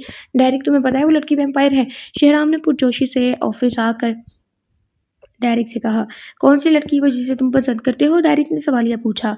हाँ वही लड़की, लेकिन वो मुख्तलिफ है। वो हमारी तरह नहीं है। मुझे लगता है अभी वो जानती ही नहीं है कि वो वैम्पायर है और मैंने इसके घर में विच की मौजूदगी महसूस की थी। शहराम ने तफसील से बताया। कौन सी विच? सारी विच खत्म नहीं हो गई थी? डायरेक ने हैरानी से पूछा। नहीं, सब खत्म नहीं हुई थी, लेकिन कुछ हमारे मुखालिफ वैम्पायर्स के पास चली गई थी। शहराम ने इसे बताया कुछ साल पहले ही किंग एडवर्ड के हुक्म पर बहुत सी चुड़ैलों को जिंदा जला दिया गया था, लेकिन कुछ बचकर निकल गई थी और अब इनकी दुश्मन थे। तो इससे इससे तुम्हारी लड़की का क्या ताल्लुक है? तुम्हारी लड़की का इससे इस लड़की का ही थे। यही तो मैं मालूम करना चाहता हूँ कि मलीसा का क्या ताल्लुक है जब वो विच वहाँ मौजूद थी। विच शहराम ने डेरिक का सवाल सुनकर कहा। तुम्हें पता करवाना होगा कि विच और मलीसा का आपस में क्या ताल्लुक है, मगर इससे पहले डेरिक मैं चाहता हूँ कि तुम ये अंगूठी लेकर महल जाओ और वहाँ से चेक करवा कर मुझे इसके बारे में सारी मालूमात हो। शहराम ने मजीद कहा। ये अंगूठी तुम्हें कहाँ से मिली और ये किसकी है? डेरिक ने अंगूठी पकड़ते हुए पूछा। ये इस विच की है। मैं थोड़ी देर बाद दोबारा मलीसा के पास गया था, तब मुझे वहाँ फर्श पर पड़ी मिली और आज तक तुम्हें महल के लिए निकल जाना क्योंकि मुझे जल्द से जल्द मालूमात चाहिए। शहराम ने इसे बताया और थोड़ी देर दूर जाकर वापस 1 घंटे बाद मलीसा के घर गया था और इसे ये अंगूठी मिली थी। ओके बॉस, मैं रात को ही चला जाऊँगा। डायरेक ने शहराम को जवाब दिया, जिसने इसकी बात पर सर हिलाया। शहराम को खुद से ज़्यादा भरोसा डायरेक पर था, तभी इसने ये काम डायरेक को दिया था। मलीसा की आँख खुली तो खुद को सोफे पर लेटे देखकर वो जल्दी से उठी। इसके ज़हन में अचानक आया कि इसके घर तो शहराम आया था। इसके बाद इसे कुछ याद नहीं आया था। इसने अपने इर्द गिर्द देखा तो इसे कहीं भी शहराम ना दिखा। इसने मेज़ पर पड़े अपने मोबाइल को उठाकर टाइम देखा तो शाम के 4 बज रहे थे। वो खड़ी होकर अपने कमरे में जाने लगी ताकि फ्रेश हो सके और अपने कमरे की तरफ जा रही थी। जब इसकी निगाह अपने पैरों पर पड़ी तो बेसाख्ता इसे याद आया कि इसके पैर तो ज़ख्मी थे, मगर इसे कोई दर्द महसूस नहीं हो रहा था। कमरे में दाखिल होकर इसने अपने पैरों से पट्टी उतार कर अपने पैर देखे तो इस वहाँ कोई ज़ख्म मौजूद नहीं था। इसे अपने ज़ख्म के ठीक होने पर ज़्यादा हैरत ना हुई थी, क्योंकि पहले भी जब इसे चोट लगती थी 2 दिन के अंदर ठीक हो जाती थी। वो अपने बिस्तर से उठी और अपने कपड़े बदल कर किचन में आई और अपने लिए कॉफ़ी बनाई। भूख तो इसे लगी नहीं थी, इस वजह से इसने सिर्फ कॉफ़ी बनाने का सोचा। कॉफ़ी पीकर इसने अपना कोट पहना। भूख क्यों लगेगी, खून जो पी गई है सारा का सारा। रियल एग्जाम्पल ऑफ मेरा खून चूसती रहती है। और अपना मोबाइल जेब में डालकर अपने घर से निकल गई। बाहर हल्की-हल्की बर्फबारी हो रही थी। वो जंगल की तरफ जाने लग पड़ी। वहाँ से कुछ दूर एक झील थी जो फ़िलहाल तो जमी हुई थी, मगर वो इस वक़्त बहुत बेहद खूबसूरत लगती थी। इसके करीब दरख्तों में बेतहाशा जुगनू थे जो चमकते हुए मंज़र को मज़ीद हसीन बना देते थे। मलीसा ने झील के करीब एक साइड पर बने दरख्त के नीचे खड़ी होकर बर्फबारी देख रही थी और साथ झील को मुसलसल तके जा रही थी। मलीसा बेबी, शहराम ने अचानक पीछे से आकर मलीसा से कहा, जिसने डर कर चीख मारी थी। तुम मेरा पीछा क्यों कर रहे हो? सुबह तो तुम आप कर रही थी, अब तुम क्यों बोल रही हो? शहराम ने मलीसा की बात को सिरे से नज़रअंदाज करके पूछा। तुम इज़्ज़त के लायक ही नहीं हो और अभी मैं तुम्हारी स्टूडेंट नहीं हूँ, इसलिए मेरा जो दिल करेगा मैं वही कहूँगी। मलीसा ने इसे घूर देखा जो बेशर्मा की तरह हंसने लग पड़ा था। मलीसा बेबी, मुझे वो लोग बेहद पसंद है जो मुझसे डरते नहीं हैं और इनमें से एक में पहले और आखिरी नंबर पर सिर्फ तुम हो। शहराम ने मलिसा के सामने आते हुए इसके इर्द-गिर्द अपने दोनों बाजू रखते हुए उसे खुद के और दरख्त के दरमियान कैद कर दिया था। कोई भी तुमसे नहीं डरता, अब हटो सामने से, मुझे सुकून से मंजर देखने दो। मलिसा इसे साइड पर करने की कोशिश करते हुए बोली। बेबी, तुम्हारा ये मुंह सिर्फ मेरा खून चलाने के लिए ही क्यों खुलता है, और खास तौर पर मेरा खून पीने के लिए? मैंने तुम्हारा खून कब पिया है? मलिसा ने हैरानी से पूछा। बेबी, अभी दोपहर में ही तो तुम मेरे जिस्म का आधा खून पीकर सोई हो, और तुम्हें याद ही नहीं? वो इसके चेहरे पर झुकते हुए इसकी आंखों में झांकते हुए बोला। झूठ बोल रहे हो तुम, मलिसा ने खौफ से आंखें फैला कर कहा था। ये देखो, तुमने ही पिया है मेरा खून, ये निशान तुम्हारे ही दांतों के हैं। शहराम ने अपनी जैकेट खोलकर अपनी गर्दन से शर्ट नीचे करके इसे दांतों के निशान दिखाए थे। तुम झूठ भी तो बोल सकते हो, मलिसा ने इसकी गर्दन पर बने दांतों के निशान को देखते हुए कहा। मगर लेकिन ये तुम्हारे ही दांत है, यकीन नहीं है तो तुम खुद चेक कर लो। शहराम ने इससे पुश्त से थाम कर अपने करीब करते हुए कहा था। मलिसा ने एक ट्रांस की कैफियत में उन्हें देखा, उसे बहुत कुछ याद आया था। मलिसा अपने सर थामा जिसमें दर्द होने लग पड़ा था। ज्यादा सोचो मत और मेरे साथ चलो, हमें कहीं जाना है। शहराम ने अभी से सर थामे देकर कहा। मुझे नहीं पता ये सब क्या हो रहा है शहराम, मेरी मदद करो, वो बेबसी से बोली। शहराम ने आगे बढ़कर इसे अपने हिसार में लिया और फौरन तेजी से अपनी गाड़ी की तरफ गया। मलिसा ने अपनी आंखें बंद होने से पहले शहराम को खुद को गाड़ी में बैठाते देखा था। इसके बाद इसकी आंखों के आगे मुकम्मल अंधेरा छा गया था। डेरिक, शहराम ने तुम्हें यहाँ क्यों भेजा, और वो खुद क्यों नहीं आ रहा हमसे मिलने? डेरिक इस वक्त महल में किंग के पास बैठा हुआ था, जो इससे मुसलसल शहराम की मसरूफियात के बारे में पूछ रहे थे। किंग, मैं अपने एक काम के सिलसिले में महल आया हुआ हूँ, और जहाँ तक शहराम की मसरूफियात है तो आजकल वो एक प्रोजेक्ट में मसरूफ़ है, इसी वजह से आपसे मिलने नहीं आ पा रहा। डेरिक ने सफ़ेद झूठ बोला था। मुझसे झूठ बोलकर तुम बहुत बड़ी गलती कर रहे हो डेरिक, किंग ने सर्द आवाज़ में डेरिक से कहा। किंग, मैं आपसे झूठ क्यों बोलूँगा? डेरिक ने मस्कीन सी शक्ल बनाकर किंग से कहा। फिर तुम मुझे ये बताओ कि किस काम के लिए तुम आए हो? किंग ने इसी स्पार्ट आवाज़ में पूछा। शहराम को एक विच की अंगूठी मिली है, वो मुसलसल इसके इर्द-गिर्द के लोगों पर नज़र रख रही है, और मैं वही अंगूठी मलिका को दिखाने आया हूँ। डेरिक ने आधा झूठ और आधा सच बोला था। मुझे अंगूठी दिखाओ, मैं भी देखूँ कि कौन सी विच है, और तुम लोग इसे मार नहीं सकते थे। किंग विच का नाम सुनकर गुस्से से बोला। कुछ सालों पहले ही विच के एक बड़े ग्रुप ने इन पर हमला किया था ताकि महल पर कब्जा कर सके, मगर किंग ने इनका हमला नाकाम बनाते हुए इन सबको मार दिया था, मगर फिर भी कुछ भाग गई थी। डेरिक ने अंगूठी अपनी जेब से निकाल कर किंग को दी। किंग ने वो अंगूठी पकड़ कर देखी, और वो काले रंग की अंगूठी थी जिसके दरमियान में एक छोटा सा नीले रंग का मोती जड़ा हुआ था। ये अंगूठी ब्लैक विच की है, ये वही जिसकी बेटी शहराम को पसंद करती थी, और तुम दोनों की बचपन की दोस्त थी। किंग ने अंगूठी देखने के बाद डैडी को बताया, जिसके सामने इनकी दोस्त की यादें आ रही थी। इसे सब गोल्डन विच के नाम से जानते थे। वो मासूम थी और इस हमले के बारे में कुछ जानती भी नहीं थी, मगर किंग ने इसे भी सबके साथ मरवा दिया था। शहराम, जो बचपन से ही इनकी ज़्यादा तवज्जो और प्यार ना हासिल कर सका, अपनी दोस्त के मरने के बाद हमेशा के लिए इनसे दूर हो गया। जो भी चीज़ शहराम को पसंद आती थी या वो किसी चीज़ को चाहता था, वो किसी न किसी तरह किंग के हाथों में इससे छीन जाती थी। इसी वजह से इसके दिल में इनके लिए नापसंदगी बढ़ती गई और आखिर में नफरत समा गई। वो यकीनन शहराम पर हमला करना चाह रही है। ये मेरा हुक्म है कि इस विच को जहाँ भी देखा जाए इसे मार दिया जाए, शाही फतवा जारी किया जाए। किंग ने अपने सामने खड़े अपने खास आदमी से कहा था। आप फिर शहराम को खुद से दूर कर रहे हैं, ये इसका मामला है, इसे ही हल करने दें। डेरिक ने संजीदगी से किंग से कहा, ये इसका मामला नहीं है, ये मेरा मामला है, और अब तुम जा सकते हो। किंग ने सख्त लहजे में डेरिक से कहा, जो एक आखिरी नज़र किंग पर डालकर चला गया। अब इसे ये टेंशन थी कि वो शहराम को क्या बताएगा कि अंगूठी कहाँ गई है, और इसने क्यों किंग को अंगूठी दी है। तू तो क्या पुत। विच माइक के पास बैठी हुई थी, जब माइक ने इससे पूछा, क्या तुम्हारी बेटी वाकई शहराम की दीवानी थी? विच ने इसकी बात सुनकर गुस्से से अपनी मुठ्ठियां भींची। इनकी बेटी को कोई गलती ना होने के बावजूद किंग ने इसे मार दिया था। कितनी मोहब्बत करती थी वो अपनी बेटी से, इस वजह से वो शहराम को मारकर किंग को भी वही तकलीफ पहुंचाना चाहती थी जो किंग ने इसे पहुंचाई थी। झूठ है ये सब, मेरी बेटी बस इसकी दोस्त थी, मगर वो भगोड़ा शहराम मेरी बेटी को नहीं बचा पाया। अगर चाहता तो आज मेरी बेटी जिंदा होती। विच ने नफरत से शहराम के बारे में सोचते हुए कहा। आज अच्छा, इस वजह से तुम हमसे आकर मिली थी? माइक ने विच से पूछा, जिसने हंकार भरते हुए इससे पूछा, आई थिंक, या कहा। और तुम क्यों इसे मार रहे हो, तुमने बताया नहीं? और वो भी अपनी बेटी को इस्तेमाल करके। अगर मैं तुम्हारी जगह होती तो अपनी बेटी को संभाल कर अपने पास रखती। तुम्हें जल्दी पता चल जाएगा कि मैं इसे ऐसा क्यों कर रहा हूँ, और अब तुम यहाँ से फौरन जाओ और मेरे लिए एक नया शिकार लाओ।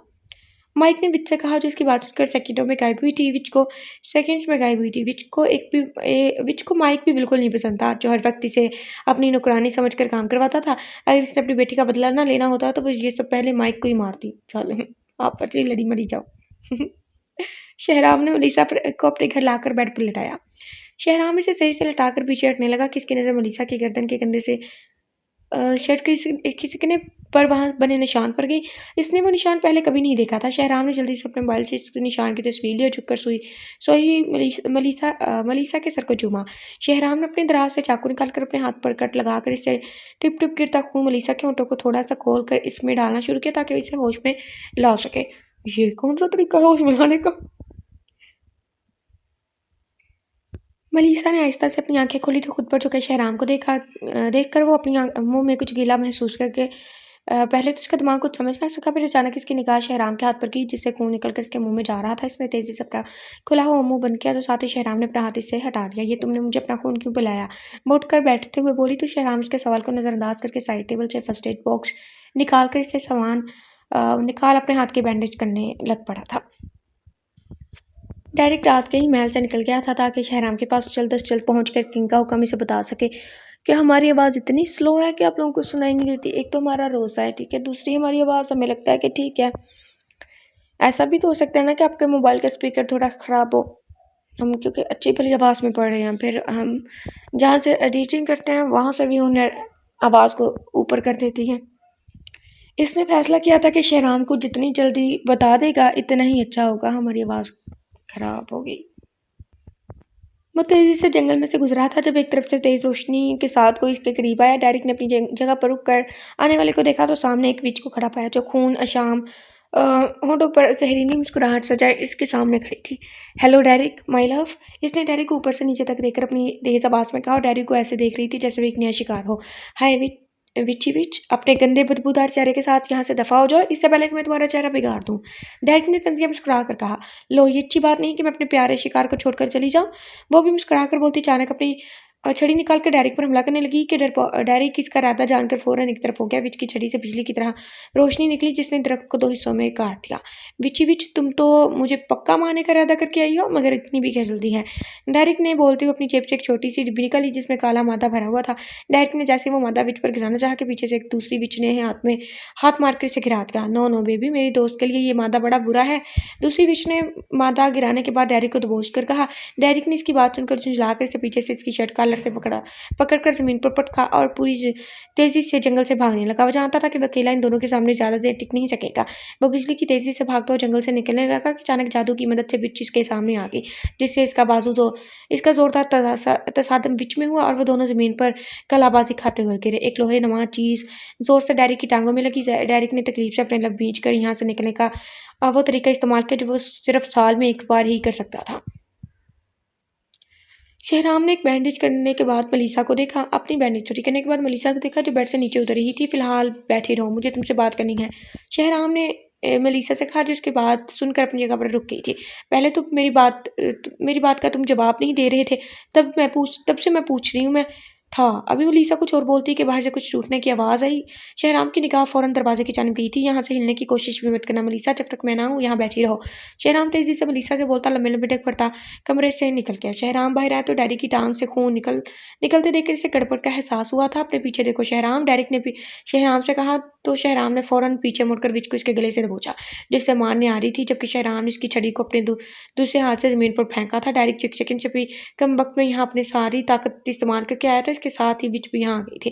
विच ने अपने नाखून लंबे करके शहराम के मारना करने की कोशिश करने लगी तो शहराम ने इसे गले से उठाकर जोर से जमीन पर पटका और उसकी गर्दन को जोर लगा कर तोड़ दिया। इसी वक्त मलीसा बाहर आई जब शहराम ने विच को मारा था। मलीसा आंखें पहले शहराम को देख रही थी जो इस पर सिर्फ एक निगाह डालने के बाद अब विच को घसीटता हुआ बाहर लेकर जा रहा था। शहराम ने विच को अपने घर की पिछली तरफ फेंका और अंदर से पेट्रोल और माचिस लाया। इसने अच्छी तरह पेट्रोल विच पर फेंक कर इसे जला दिया।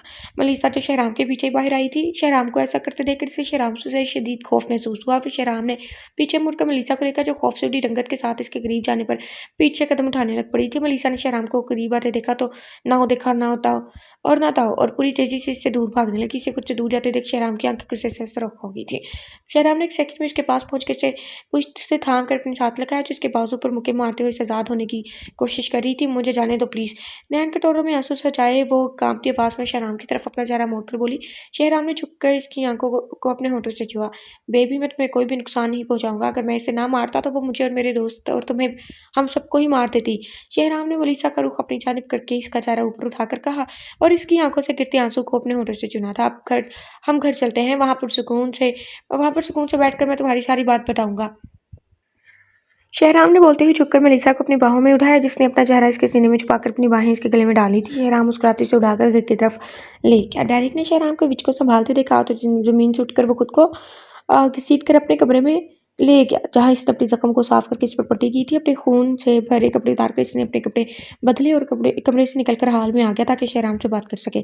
शहराम ने मेलिसा को लाकर सोफे पर बिठाया और उसे अपने सार में लेकर अपना रुख डेरिक की तरफ किया, जो नजरें चुकाए बैठा था। डेरिक मुझे वजाहत चाहिए सबकी। शहराम ने सर्द आवाज में डेरिक से पूछा। वो मैं सॉरी शहराम मैं ऐसा कुछ नहीं करना चाहता था। किंग ने मुझसे सारे मामले का पूछा था, तो मैंने इन्हें खुद से कहानी बनाकर सुना दी। उन्होंने अंगूठी देखी तो पता चला कि वो ब्लैक विच की है, जो गोल्डन विच की माँ है। उन्होंने वो अंगूठी अपने पास रखकर ब्लैक विच को मारने का शाही हुक्म जारी कर दिया है। डेरिक ने रुककर एक नज़र शहराम को देखा, जिसकी आंखें सुर्ख हो चुकी थी। मैं तुम्हें जल्द से जल्द ये बात बताना चाहता था, मगर रास्ते में मुझ पर इस विच ने एक और दूसरी विच ने हमला कर दिया। फिर मैं अपनी सारी ताकत इस्तेमाल करके यहाँ आया, मगर वो विच भी मेरे साथ ही आ गई थी। मुझे लगता है कि इन्हें शाही हुक्म के बारे में पता चल गया है, तभी उन्होंने मुझ पर हमला किया है।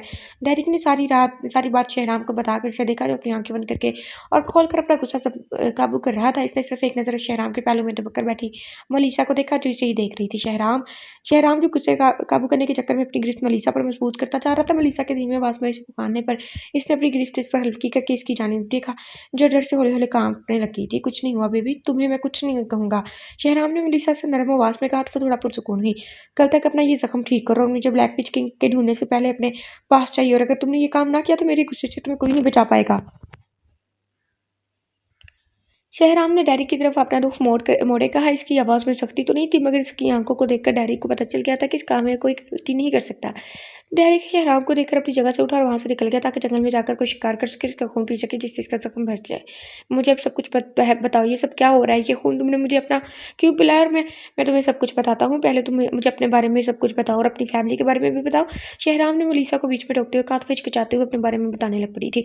मुझे अपने बचपन के बारे में कुछ भी साफ याद नहीं है, बस इतना पता है कि मेरे डैड बचपन में ही मर गए थे और फिर मॉम ने मुझे जॉब करके पाला। मगर हम ज़्यादा देर एक जगह नहीं रुकते थे। मॉम हमेशा एक जगह ज़्यादा से ज़्यादा 6 माह रहती थी।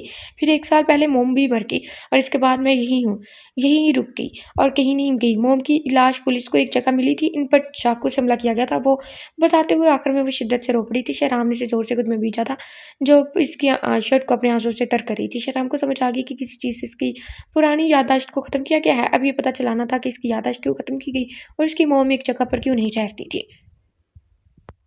थोड़ी देर बाद जब मलीसा पुरसुकून हुई तो शहराम ने उसे खुद से अलग करके इसका चेहरा अपने हाथों से साफ किया। मलीसा तुमने पहले कभी खून पिया है? शहराम ने अचानक मलीसा से पूछा।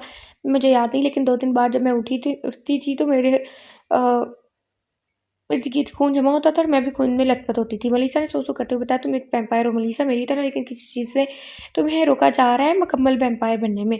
शहराम ने मलीसा को बताया, जो इसकी बात सुनकर आंखें भलाई से देख रही थी। तुम मज़ाक कर रही हो ना? मलीसा ने डरते हुए पूछा। तुम्हें लगता है मैं मज़ाक कर रहा हूँ? शहराम ने संजीदगी से मलीसा से पूछा, जिसने पहले ही अपनी गर्दन में नफ़ी मिलाई। फिर ये सोच कर कि वैम्पायर, इसने ज़ोर से चीख मारी थी। अभी तुम फ़िलहाल आराम करो मलीसा, मैं कल तुम्हें सारी बात बताऊँगा। तुम भी वैम्पायर हो? मलीसा ने धीमी आवाज़ में शहराम से पूछा। हाँ, मैं भी एक वैम्पायर हूँ और इससे पहले कि मैं तुम्हारा खून पी जाऊँ, जल्दी से उठकर तुम सामने वाले कमरे में जाकर सो जाओ। शहराम संजीदगी से बोला तो मलीसा आंखें फैलाकर जल्दी से उठी और भागते हुए सामने वाले कमरे में घुस गई। शहराम मलीसा को भागते देखकर मुस्कुराता हुआ अपनी जगह से उठा और अपने कमरे से अपना मोबाइल लेकर अपने कमरे में ही मौजूद किताबों की शेल्फ से किताब देखकर निकाली और काफ़ी पुरानी किताब लग रही थी। ये सारी किताबें शहराम को गोल्डन बीच के सामान से मिली थी। इसमें बहुत सी निशानात की मालूमात के साथ-साथ बहुत से नुस्खे भी मौजूद थे, जिससे सबको लगता था कि ये गोल्डन विच इसे पसंद करती है, मगर दरहकीकत वो डेरिक से मोहब्बत करती थी और ये बात सिर्फ शहराम ही जानता था, जबकि डेरिक इस बात से बेखबर ही था और बाकी सब लोगों की तरह वो भी समझता था कि गोल्डन विच शेहराम को पसंद करती थी। शेहराम ने वो किताब निकाली और अपने बेड पर बैठकर इसमें से वो निशान ढूँढने लगे शेहराम ने एक बार अपने मोबाइल से दोबारा निशान देखा और फिर किताब में वो निशान ढूँढने लग पड़ा। एक जगह अगर इसकी निगाह रुकी जिसे वो निशान सेम टू सेम मेलिसा के निशान जैसा लगा था, जिसकी यकीन था इसके निशान की तस्वीर देखकर कर ली थी। इसने निशान के नीचे मौजूद तफसील को पढ़ना शुरू किया और जैसे-जैसे पढ़ता गया इसके वैसे-वैसे सब समझ आ रहा था। इसके नीचे लिखा था कि वो निशान सिर्फ़ एक विच ही किसी वैम्पायर को दे सकती है, जिससे इसकी ताकत कम हो जाती है और वो मुकम्मल वैम्पायर नहीं बन पाता और ये पुरानी याददाश्त को भी ख़त्म कर देता है। शेहराम ने गहरा सांस लेकर किताब बंद कर उठकर खिड़की के पास गया। इसे अपने घर के इर्द-गिर्द किसी विच की मौजूदगी का एहसास हो रहा था। वो जल्दी से अपने कमरे से निकलकर मेलिसा के कमरे में गया और कमरे का दरवाज़ा खोलने लगा, मगर दरवाजे को अंदर से लॉक लगाया गया था। मेलिसा, दरवाज़ा खोलो, मुझे तुमसे एक ज़रूरी बात करनी है। वो कमरे का दरवाज़ा ज़ोर से नॉक करता बोला, मगर अंदर से कोई जवाब न मिलने पर वो पीछे होकर ज़ोर से दरवाज़े में टक्कर मारने लगा। किसी वक़्त मेलिसा ने दरवाज़ा खोला और शेहराम धड़ाम से मेलिसा में जा बजा और इसके ऊपर ही ज़मीन पर गिर गया। हाय मेरी कमर! मलीसा अपने कमर में तकलीफ महसूस करके चीख मारकर बोली तो शेहराम जल्दी से इसके ऊपर से उठा। मलीसा अपनी कमर पकड़कर सीधी होकर बैठी और एक रोज़ शेहराम को नवाजती हुई खड़ी हुई। अब तुम्हें इस वक्त क्या आफत आई है जो तुम मेरे कमरे का दरवाज़ा तोड़ने वाले थे? मलीसा ने झुलाकर शेहराम से पूछा। कुछ नहीं, बस आज रात मैं तुम्हारे साथ इस रूम में रहूंगा। शेहराम मुस्कुरा कर बताता हुआ मलीसा को ज़हर लगा था। अभी थोड़ी देर पहले तो तुम कह रहे थे कि तुम मेरा खून पी जाओगे, इस वजह से मैं तुम्हें अपने अपने साथ नहीं रहने दे सकती। फौरन यहाँ से निकलो। मलीसा मुंह बिगाड़ती हुई बोली थी। मलीसा, तुम इस वक्त मेरे घर में हो, मेरा जहाँ दिल करेगा मैं वहीं रहूँगा। अगर तुम नहीं चाहती कि मैं वाक़ई तुम्हारा खून पी जाऊँ, तो जल्दी से जाकर सो जाओ और मुझे भी सोने दो। शेहराम सर्द लहजे में बोला तो मलीसा बुरा सा मुँह बनाकर इसे मज़ीद बहस के बिना बेड पर जाकर एक तरफ लेट गई और दूसरी तरफ शेहराम लेट गया। मलीसा तो सो गई थी, लेकिन मगर शेहराम सारी रात जागता ही रहा था। वो कोई भी रिस्क लेना नहीं चाहता था, क्योंकि किंग की वजह से कोई भी विच इसके घर पर हमला कर सकती थी। डैडी का अपना शिकार करके इसका खून पीने के बाद अब बिल्कुल सही हो चुका था। इसका ज़ख्म भी भर चुका था। वो ब्लैक विच को ढूँढने जा रहा था ताकि इसे किंग के सिपाहियों से पहले ढूँढ सके। वो मुख्तलिफ रास्तों से होकर एक वीरान जगह गया और अपनी ताकत इस्तेमाल करके अपने इर्द-गिर्द किसी विच की खुशबू सूंघने लगा। इसे एक विच की खुशबू फ़िज़ा में मिली थी और वो एक बच्चे की थी। वो किसी छोटी बच्ची विच को मारना नहीं चाहता था, इसी वजह से वो वहाँ से कुछ दूर गया तो अचानक इसके ज़हन में मलिका महल में रहने वाली एक जादूगरनी जो सिर्फ़ किंग के लिए काम करती थी, बल्कि यूँ कहा जाए कि इससे ज़बरदस्ती काम करवाया जाता था तो ज़्यादा बेहतर होगा कि दिए गए एक कंपास का ख़्याल आया, जिससे आप जिस विच को चाहें इसकी जगह का मालूम कर सकते थे, मगर इस कंपास पर पहले इस विच की मखसूस खुशबू वाला रुमाल रखना होगा। डायरेक्ट वापस घर आया और खामोशी से अपने कमरे में गया और अपनी पैंट की जेब से रुमाल निकाला जिसमें ब्लैक विच की अंगूठी और इसकी खुशबू रची हुई थी। इसने 1 मिनट के लिए रुमाल कंपास पर रखा और फिर रुमाल उठाकर देखा तो कंपास मगरिब की तरफ इशारा कर रहा था। वो अपनी अलमारी में से मुख्तलिफ हथियार और चीज़ें जो वो मलीका से माँग कर लाया था, इन्हें अपने साथ रखने लग पड़ा। चूँकि ब्लैक विच बड़ी उम्र की थी, इसके पास तजुर्बा और ताकत भी ज़्यादा थी और वो कोई भी गलती करके अपने लिए मौत की दावत नहीं देना चाहता था। वो अपना सारा सामान अपने साथ रखे, एक आखिरी निगाह अपने दराज में से एक तस्वीर पर निकाल कर डालने के बाद चला गया। वो तस्वीर गोल्डन विच की थी। अगर इसके माँ-बाप इसे ना रोकते तो और शहराम की दोस्ती की इसे परवाह ना होती तो वे सबसे पहले किंग को कत्ल करता गोल्डन विच को मारने पर, और वो इससे मोहब्बत करता था मगर कभी इसे बता ना पाया था। वो खामोशी से घर से निकलकर अपनी कार की तरफ गया और कार में बैठकर कंपास की कीमत जाने लगा। वो अपनी ताकत ज़्यादा से ज़्यादा बचाना चाहता था ताकि ब्लैक विच से लड़ाई में काम आ सके। वो इस में जाने के बाद एक पुराने घर के करीब पहुंचा, मगर अंदर जाने से पहले इसने अपनी ताकत इस्तेमाल कर की तो बहुत से वैम्पायर और चुड़ैलों की महक इसके नाक के नथनों से टकराई। वो अंदर जाकर अपनी मौत को खुद दावत नहीं देना चाहता था, इसलिए वापस चला गया और सुबह मौका मिलने पर इसे पकड़ने का अहद किया और वापस घर आ गया। शहराम अलीसा के उठने से पहले ही उठकर डैडी की मौजूदगी महसूस करके बाहर चला गया ताकि इससे बात कर सके। डैडी, तुमने ब्लैक विच को पकड़ लिया है जो तुम इतने सुकून से घर बैठे बैठे हो? शहराम ने लाउंज में आकर डैडी को टीवी पर मैच देखते पूछा। नहीं, मैं इसे पकड़ने गया था, मगर तुम्हें पता है वो दूसरे एक्सपेरिमेंट वाले वैम्पायर्स और अपने साथियों के साथ एक घर में मौजूद थी। इस वजह से मैं इसे पकड़ ना सका। आज दोबारा कोशिश करूंगा और जैसे ही वहां से बाहर निकलेगी मैं इसे पकड़ लूंगा। डायरेक्ट ने शहराम को बताया, मुझे तुमसे एक चीज़ के बारे में पूछना था। शहराम ने डायरेक्ट से पूछा तो डायरेक्ट ने सवालिया निगाहों से इसकी तरफ देखा। मुझे ये निशान मलीसा के कंधे पर मिला है। मैंने किताब में पढ़ा, इससे मलीसा को मुकम्मल वैम्पायर बनने से रोका जा रहा है। ये इसकी याददाश्त भी खत्म कर चुका है। क्या तुम्हें इस बारे में कुछ पता है कि ये कैसे खत्म किया जा सकता है? शहराम ने अपने मोबाइल से शियार की तस्वीर निकाल कर डैडी को दिखाता हुआ बोला। शहराम इस निशान को सिर्फ एक विच ही अपने जादू से खत्म कर सकती है। इसके अलावा मलिका शायद हमारी मदद कर सके, मगर तुम्हारा भाई इसे महल से बाहर आने नहीं देगा और तुम मलीसा को लेकर महल जा नहीं सकते। डैडी ने तफसील से इसे बताया। उफ, एक मेरा भाई है जिसने एक मासूम लड़की को अपनी कैद में रखा है और इसे हर पल तकलीफ देता है, मगर इसे आज़ाद नहीं करता। अगर किंग को का झुकाव हमीस की तरफ ना होता तो मैं मलिका को कब का इसकी गिरफ्त से आज़ाद करवा चुका होता। श्रीराम चुनचुलाकर अपने बालों में हाथ फेरता हुआ बोला था, इस बार में मैं इससे बस एक ही बार मिल सका और वो तब भी बेहद उदास थी। शहज़ादा हमीस इसे रोज़ अज़ियत दे रहा है और आते हुए मैं जब इससे मिलने गया तो मुझे इससे मिलने में नहीं दिया गया, क्योंकि शहजादा हमीज का हुक्म था कि मलिका को कोई भी वैम्पायर मर्द नहीं मिल सकता। डेरिक ने भी इसे तफसील बताई। अब मुझे खुद महल जाना पड़ेगा, मैं आज ही महल के लिए निकलूंगा ताकि मैं मलिका से मिल लूँ। और वो लोग तुम्हें तो इससे मिलने से रोक सकते हैं, मगर मुझे नहीं। मैं इससे सारी परेशानी बताकर इस निशान को ख़त्म करने का हल पूछ लूँगा, मगर मेरी गैर मौजूदगी में तुम मलिसा के साथ ही रहोगे और इसे इस घर से निकलने नहीं दोगे। शहराम ने अच्छे से डेरिक को बताया और उठकर अपने कमरे में फ्रेश होने चला गया। कपड़े बदलकर अपने साथ कुछ सामान रखकर साथ अपनी माँ क्वीन एलिजाबेथ के लिए इसने खूबसूरत कड़ा रखा, जो इसने 1 साल पहले खरीदा था, मगर इतने दे नहीं पाया था।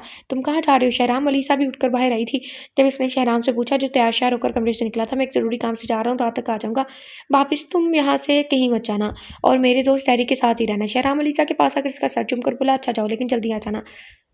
वनस ने झुकाकर धीमी आवाज में बोली थी। शहराम मुस्कुराकर एक आखिरी निगाह डालकर माइक, एक नई खबर है। मेरी एक साथी ने शहराम को महल जाते देखा है। ये अच्छा मौका है, हम इसे वरगला कर शहराम के खिलाफ कर सकते हैं। ब्लैक विच ने खुशी से माइक के पास हाजिर होकर इसे बताया, ये तो बहुत अच्छी बात है, लेकिन क्या वो अकेली है? माइक ने पूछा। नहीं, वो डेरिक इसके साथ है, लेकिन मेरे पास एक प्लान है, इससे तुम आसानी से मलीसा से मिल सकते हो। विच ने मुस्कुराकर डेरिक से कहा और इसे अपना सारा प्लान बताया। बहुत खूब, अब हम 1 घंटे में निकलते हैं, फिर हम जल्द ही किंग को एक अच्छा सा तोहफा भिजवाएंगे। माइक विच के चेहरे पर मकरूहा हंसी देखकर खुद भी मकरूहा सा हंसता मुस्कुराता हुआ बोला था।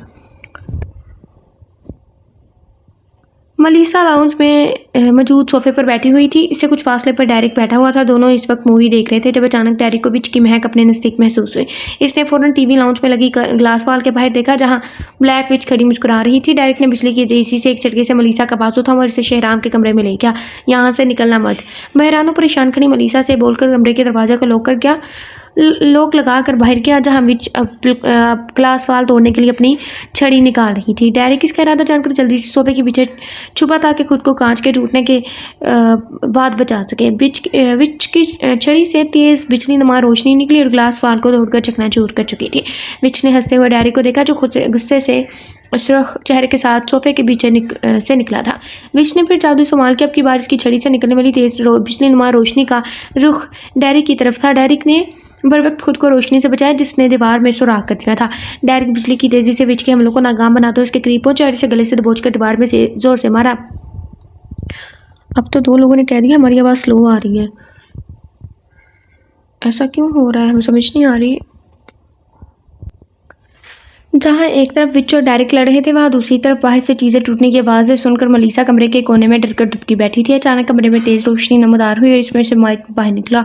वो एक विच की मदद से जादू से मलीसा के कमरे में आया था। मलीसा ने आंखें फैलाकर अपने सामने खड़े माइक को देखा, जो दिखने में हूबहू इसकी तरह लग रहा था। मलीसा बेटा, ये मैं हूँ आपका डैड, मुझसे डरने की ज़रूरत नहीं है। माइक ने मलीसा को डरते देखा तो इसे मसनूई मोहब्बत से पुचकारा, ना नहीं, मेरे डैड मर चुके हैं। वो नफ़ी में सर हिलाती हुई दीवार में घुसने की कोशिश कर रही थी। मलीसा, मुझे कुछ लोगों ने कैद किया हुआ था, जिस वजह से तुम्हारी मामा को लगा कि मैं मर गया हूँ। मैं एक बहुत अंधेरी जगह कैद हूँ, मुझे सिर्फ तुम आज़ादी दिला सकती हो। मैं दिन रात तुम्हारी शक्ल देखने को तरसा हूँ। माइक मस्कीन सूरत बनाकर आंखों में नमी लिए कहानी बनाकर बोला तो मलीसा ने हैरत से माइक को देखा और फिर डरते डरते पूछा, क्या बाकी मेरे डैड हैं? आपको किसने कैद किया है? हाँ बेटा, मैं तुम्हारा डैड हूँ और तुम यकीन नहीं करोगे मुझे किसने कैद किया है। माइक अफसरदा सा बोला, आप बताएं डैड, क्या आपका है और किसने कैद किया है, और मैं आपको कैसे आज़ाद करवा सकती हूँ? मलीसा ने माइक से पूछा, जिसने आंखों में शैतानी चमक सजाई से बताना शुरू किया। मुझे शहराम ने कैद किया है। वो मुझे छोड़ नहीं रहा, क्योंकि वो नहीं चाहता मैं और तुम्हारी मम्मा इस वजह से शहर और अपना घर बदलते थे, मगर बदकिस्मती से आखिर इसने तुम्हें पा ही लिया और मुझे आज़ाद करने का सिर्फ एक ही तरीका है, वो ये है कि तुम्हें ये सिल्वर चाकू इसके दिल में मारना होगा। माइक मनगढ़ंत क्या मुसीबत है। अच्छा भला वर्ड पढ़ते होते थे हम पहले से, जब से ठीक से पढ़ना शुरू किया है बहुत से वर्ड ऐसे हैं जो अच्छे थे और वो भी जाते गए। मनगढ़ंत कहानी सुनाकर आखिर में एक छोटा सा चाकू इसकी तरफ बढ़ाते हुए बोला। मलीसा अभी भी एक कोने में बैठी थी, इसने डरते डरते माइक से चाकू पकड़ा। अल्लाह, ये सारी हीरोइन बेवकूफ़ होंगे ना। अगर तुम्हें अपना डैड वापस चाहिए तो तुम्हें शहराम को मारना होगा, और अब मेरा टाइम ख़त्म हो गया, दोबारा जल्दी तुमसे मिलने आऊँगा। माइक चुटकी से बोलकर वहाँ से गायब हो गया। मलीसा जो चाकू को देख रही थी, अचानक दरवाज़ा खुलने पर उसने साइड पर चाकू छुपा लिया। डेरिक बिखरे बाल और फटी हुई शर्ट के साथ कमरे में दाखिल हुआ। बामुश्किल विच और इसकी लड़ाई खत्म हुई थी क्योंकि विच अचानक गायब हो गई। मलीसा तुम ठीक हो? डेरिक ने पूछा। हाँ हाँ मैं ठीक हूँ, मलीसा जल्दी से बोली थी। तुम मेरे साथ चलो, हम यहाँ ज़्यादा देर नहीं रुक सकते, कोई पता नहीं कि विच दोबारा हम पर हमला करने आ जाए। डेरिक ने इससे कहा तो मलीसा जल्दी से उठती हुई चाकू डेरिक की नज़रों में आए बगैर अपनी जैकेट की जेब में रखकर खड़ी हुई और डेरिक के पीछे चल पड़ी। शहराम महल पहुंच चुका था। अब वो महल के दाखिली दरवाजे से अंदर दाखिल हुआ और रास्ते में एक मुलाजमा को रोक कर पूछा, सुनो क्वीन एलिजाबेथ कहाँ है? शहजादे वो इस वक्त पिछले हिस्से वाले बाग में मौजूद हैं। मुलाजमा ने सर झुकाकर शहराम को बताया तो शहराम सर हिलाकर महल के अंदरूनी हिस्से में जाने के बजाय पीछे हिस्से की तरफ चला गया। शहराम एलिजाबेथ के पास पहुंचा तो इसका सारा मूड ख़राब हो गया ये देखकर कि इसकी माँ के साथ किंग और हमीस इसका बड़ा भाई बैठा हुआ था। क्योंकि अभी तक किसी की इस पर नज़र नहीं पड़ी थी, इस वजह से इसने वापस मुड़ जाना चाहा, लेकिन क्वीन की नज़र इस पर पड़ी। शहरी, वो एलिजाबेथ की आवाज़ सुनकर अपनी जगह साकित हो गया और फिर तेज़ी से अपनी जानी बाती अपनी माँ को देखा जिसने ज़ोर से इसके करीब आकर इसे खुद में भींचा था। शहराम ने भी इसके गिर्द अपने बाजू बांधे। इसने एलिजाबेथ को बहुत याद करता था मगर मिलने नहीं आता था। शुक्र है तुमने भी 2 साल बाद आकर अपनी सूरत दिखा दी। ये तंज भरी आवाज़ इसके बाप किंग एडवर्ड की थी। शहराम इनकी बात सुनकर नज़रअंदाज करता एलिजाबेथ से दूर हुआ। कितने दिनों के लिए रुक रहे हो शहरी? कोई बात नहीं, मैं तुम्हें 1 महीने तक जाने नहीं दूंगी, एलिजाबेथ ने पहले पूछा और फिर आखिर में मोहब्बत और मान से बोली थी। क्वीन, आपको जानकर बेहद अफसोस और दुख होगा कि मैं यहाँ रुकने नहीं, सिर्फ एक काम के लिए आया था और जैसे ही वो काम हो जाएगा मैं रात से पहले यहाँ से चला जाऊँगा।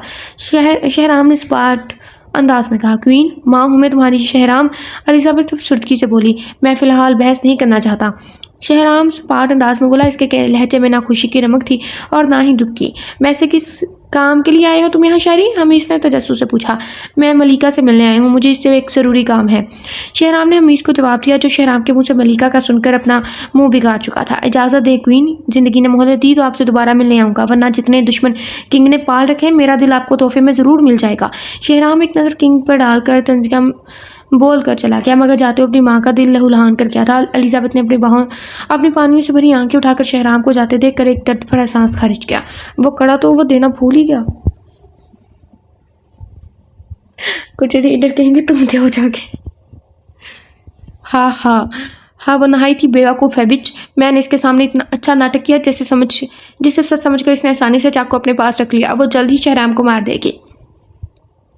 माइक ने मकरूहा हंसते हुए खून का प्याला अपने मुंह से लगाते हुए विच से कहा। माइक, ऐसा ना हो कि मलीसा सिर्फ तुमसे बचने के लिए ड्रामा कर रही हो और शहराम को मारे ही ना।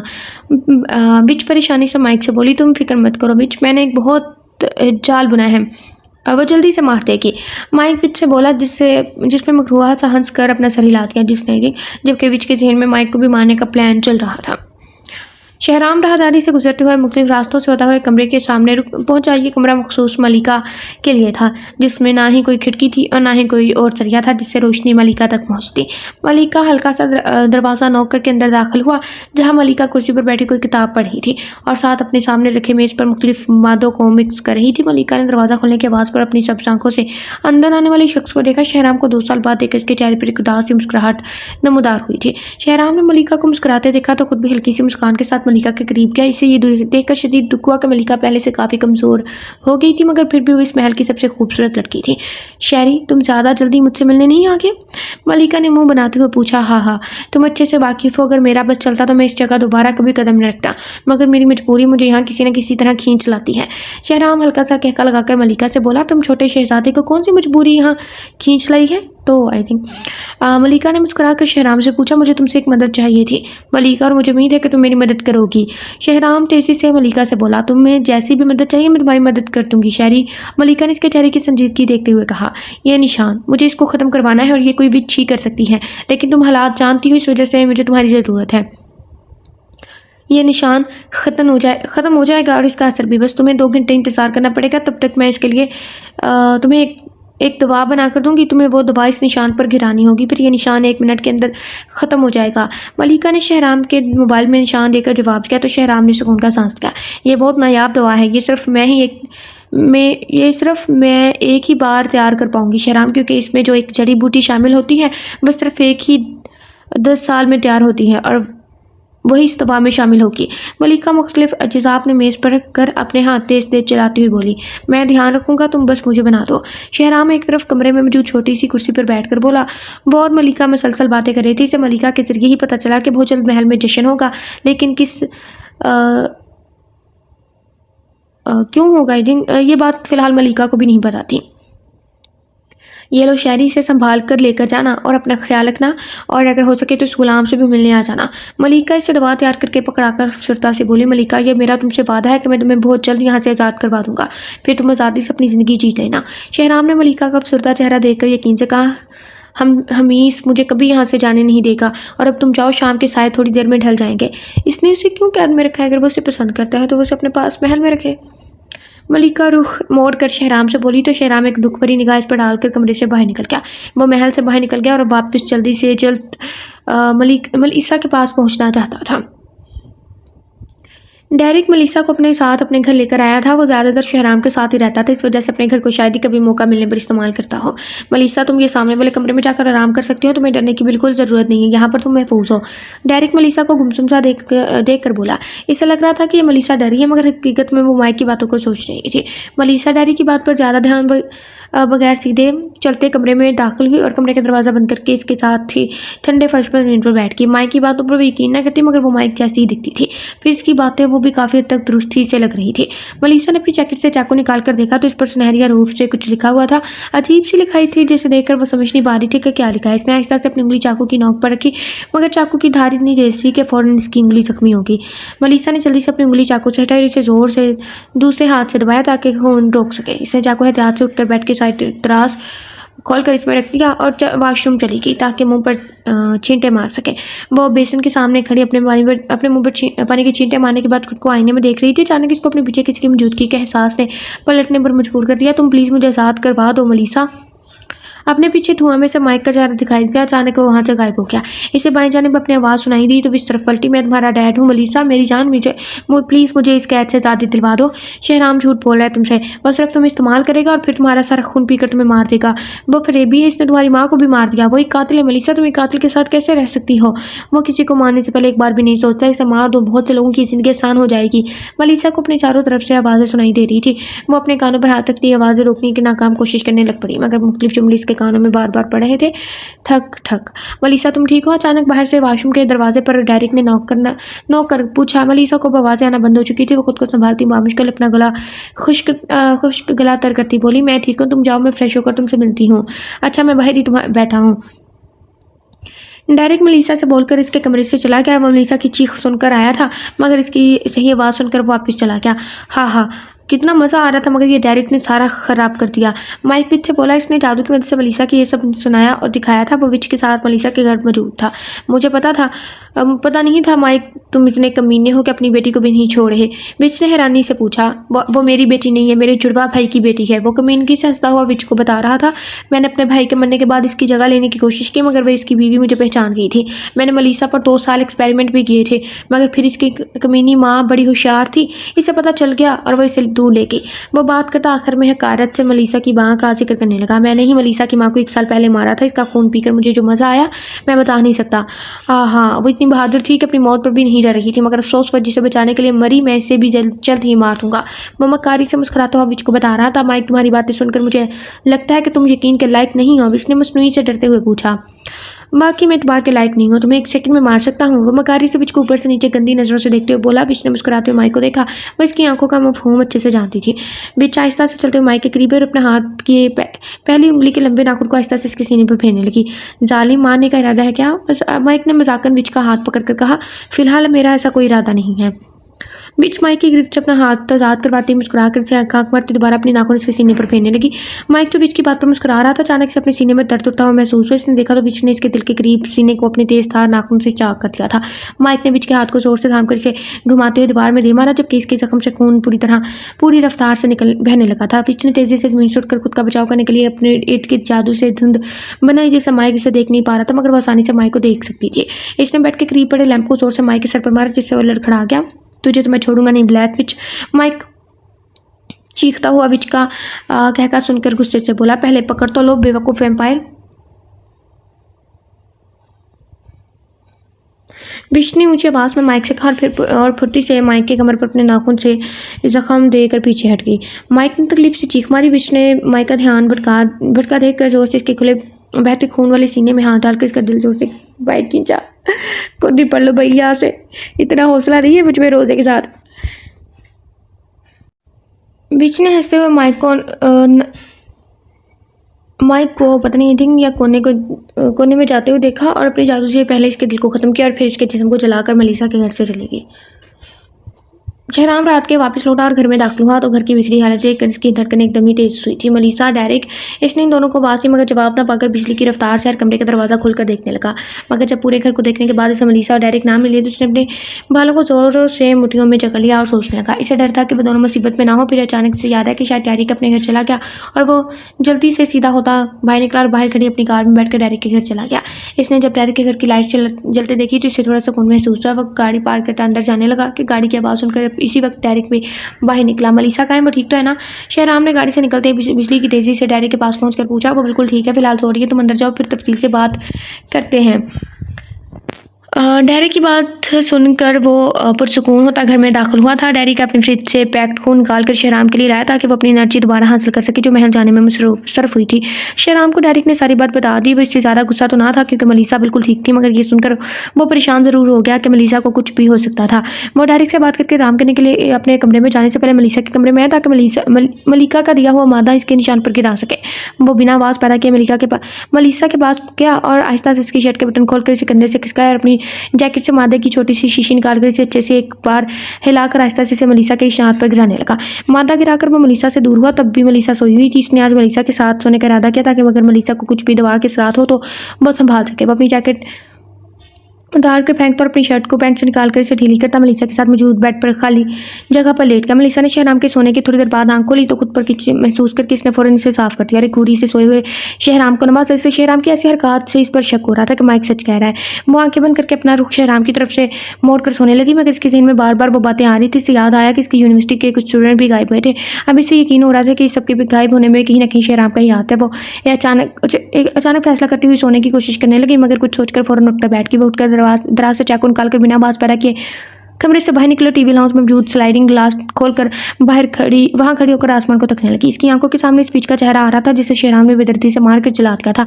इसे अचानक शहराम के साथ एक कमरे में सोने का सोचकर भी डर लगने लगा। वो यहाँ से कहीं दूर भाग जाना चाहती थी। वो वापस मामूली जिंदगी जीना चाहती थी, मगर वो ये जान चुकी थी कि इसे आज़ादी सिर्फ शहराम के मरने के बाद ही नसीब होगी। वो भी सोच रही थी जब इसके पीछे शहराम आकर खड़ा हुआ। मलीसा बेबी, कमरे से निकलकर यहाँ क्यों आ गई हो? क्या तुम्हें नींद नहीं आ रही? शहराम ने मलीसा से मोहब्बत से पूछा, जिससे अचानक ही शहराम से बेहद खौफ महसूस हो रहा था। नहीं, मैं तो वैसे ही आई थी बाहर, इसने कांपती आवाज़ में कहा। तबीयत तो सही है तुम्हारी, ये तुम्हारा चेहरा इतना सफ़ेद क्यों हो रहा है? शहराम ने मलीसा रख का रुख अपनी जानिब मोड़कर पूछा तो मलीसा ने डरकर अपना हाथ चाकू पर मैं बिल्कुल ठीक हूँ। वो धीमी आवाज़ में मिनमनाई। अचानक इसे मुख्तलिफ आवाज़ें सुनाई देने लगी। इसे नहीं पता था कि वो क्या करेगी। इसने तेज़ी से चाकू अपनी जेब से निकालकर शहराम के सीने में धंस दिया। लाल खून शहराम की सफ़ेद शर्ट को सुर्ख करने लग पड़ा। शहराम ने भी की नज़रों से मलीसा को देखा जो स्पाट नज़रों के तासरात के साथ खड़ी थी। एपिसोड रिपीट है। रिपीट एक मिनट पर दिखा दें क्योंकि बाद में आप लोग बोलते हैं कि कट की हुई है। देख लें, यही पहले पड़ी थी कि डायरी कुछ अपने घर लेके आया और अब हम इसे आगे कर रहे हैं आप लोगों से बातें करते हुए। कुछ दिनों बाद हम बाज़ार जा रहे हैं। आप लोगों ने पूछा था ना कि लाइक हमने आपको बताया था कि हम एक छोटे से ना शहर में रहते हैं, तो यहाँ पे लाइक ब्रांडेड चीज़ें, मॉल वगैरह लाइक समथिंग ऐसा नहीं होता, मार्केट कह सकते हैं आप। तो ऐसी चीज़ें हैं, हमें कुछ बाय करना है तो हम जा रहे हैं, तो हम आप लोगों के साथ जाएंगे, मतलब लाइक हम आप लोगों को भी दिखाएंगे। ठीक है, अब अगली एपिसोड आ गई है, पढ़ते हैं।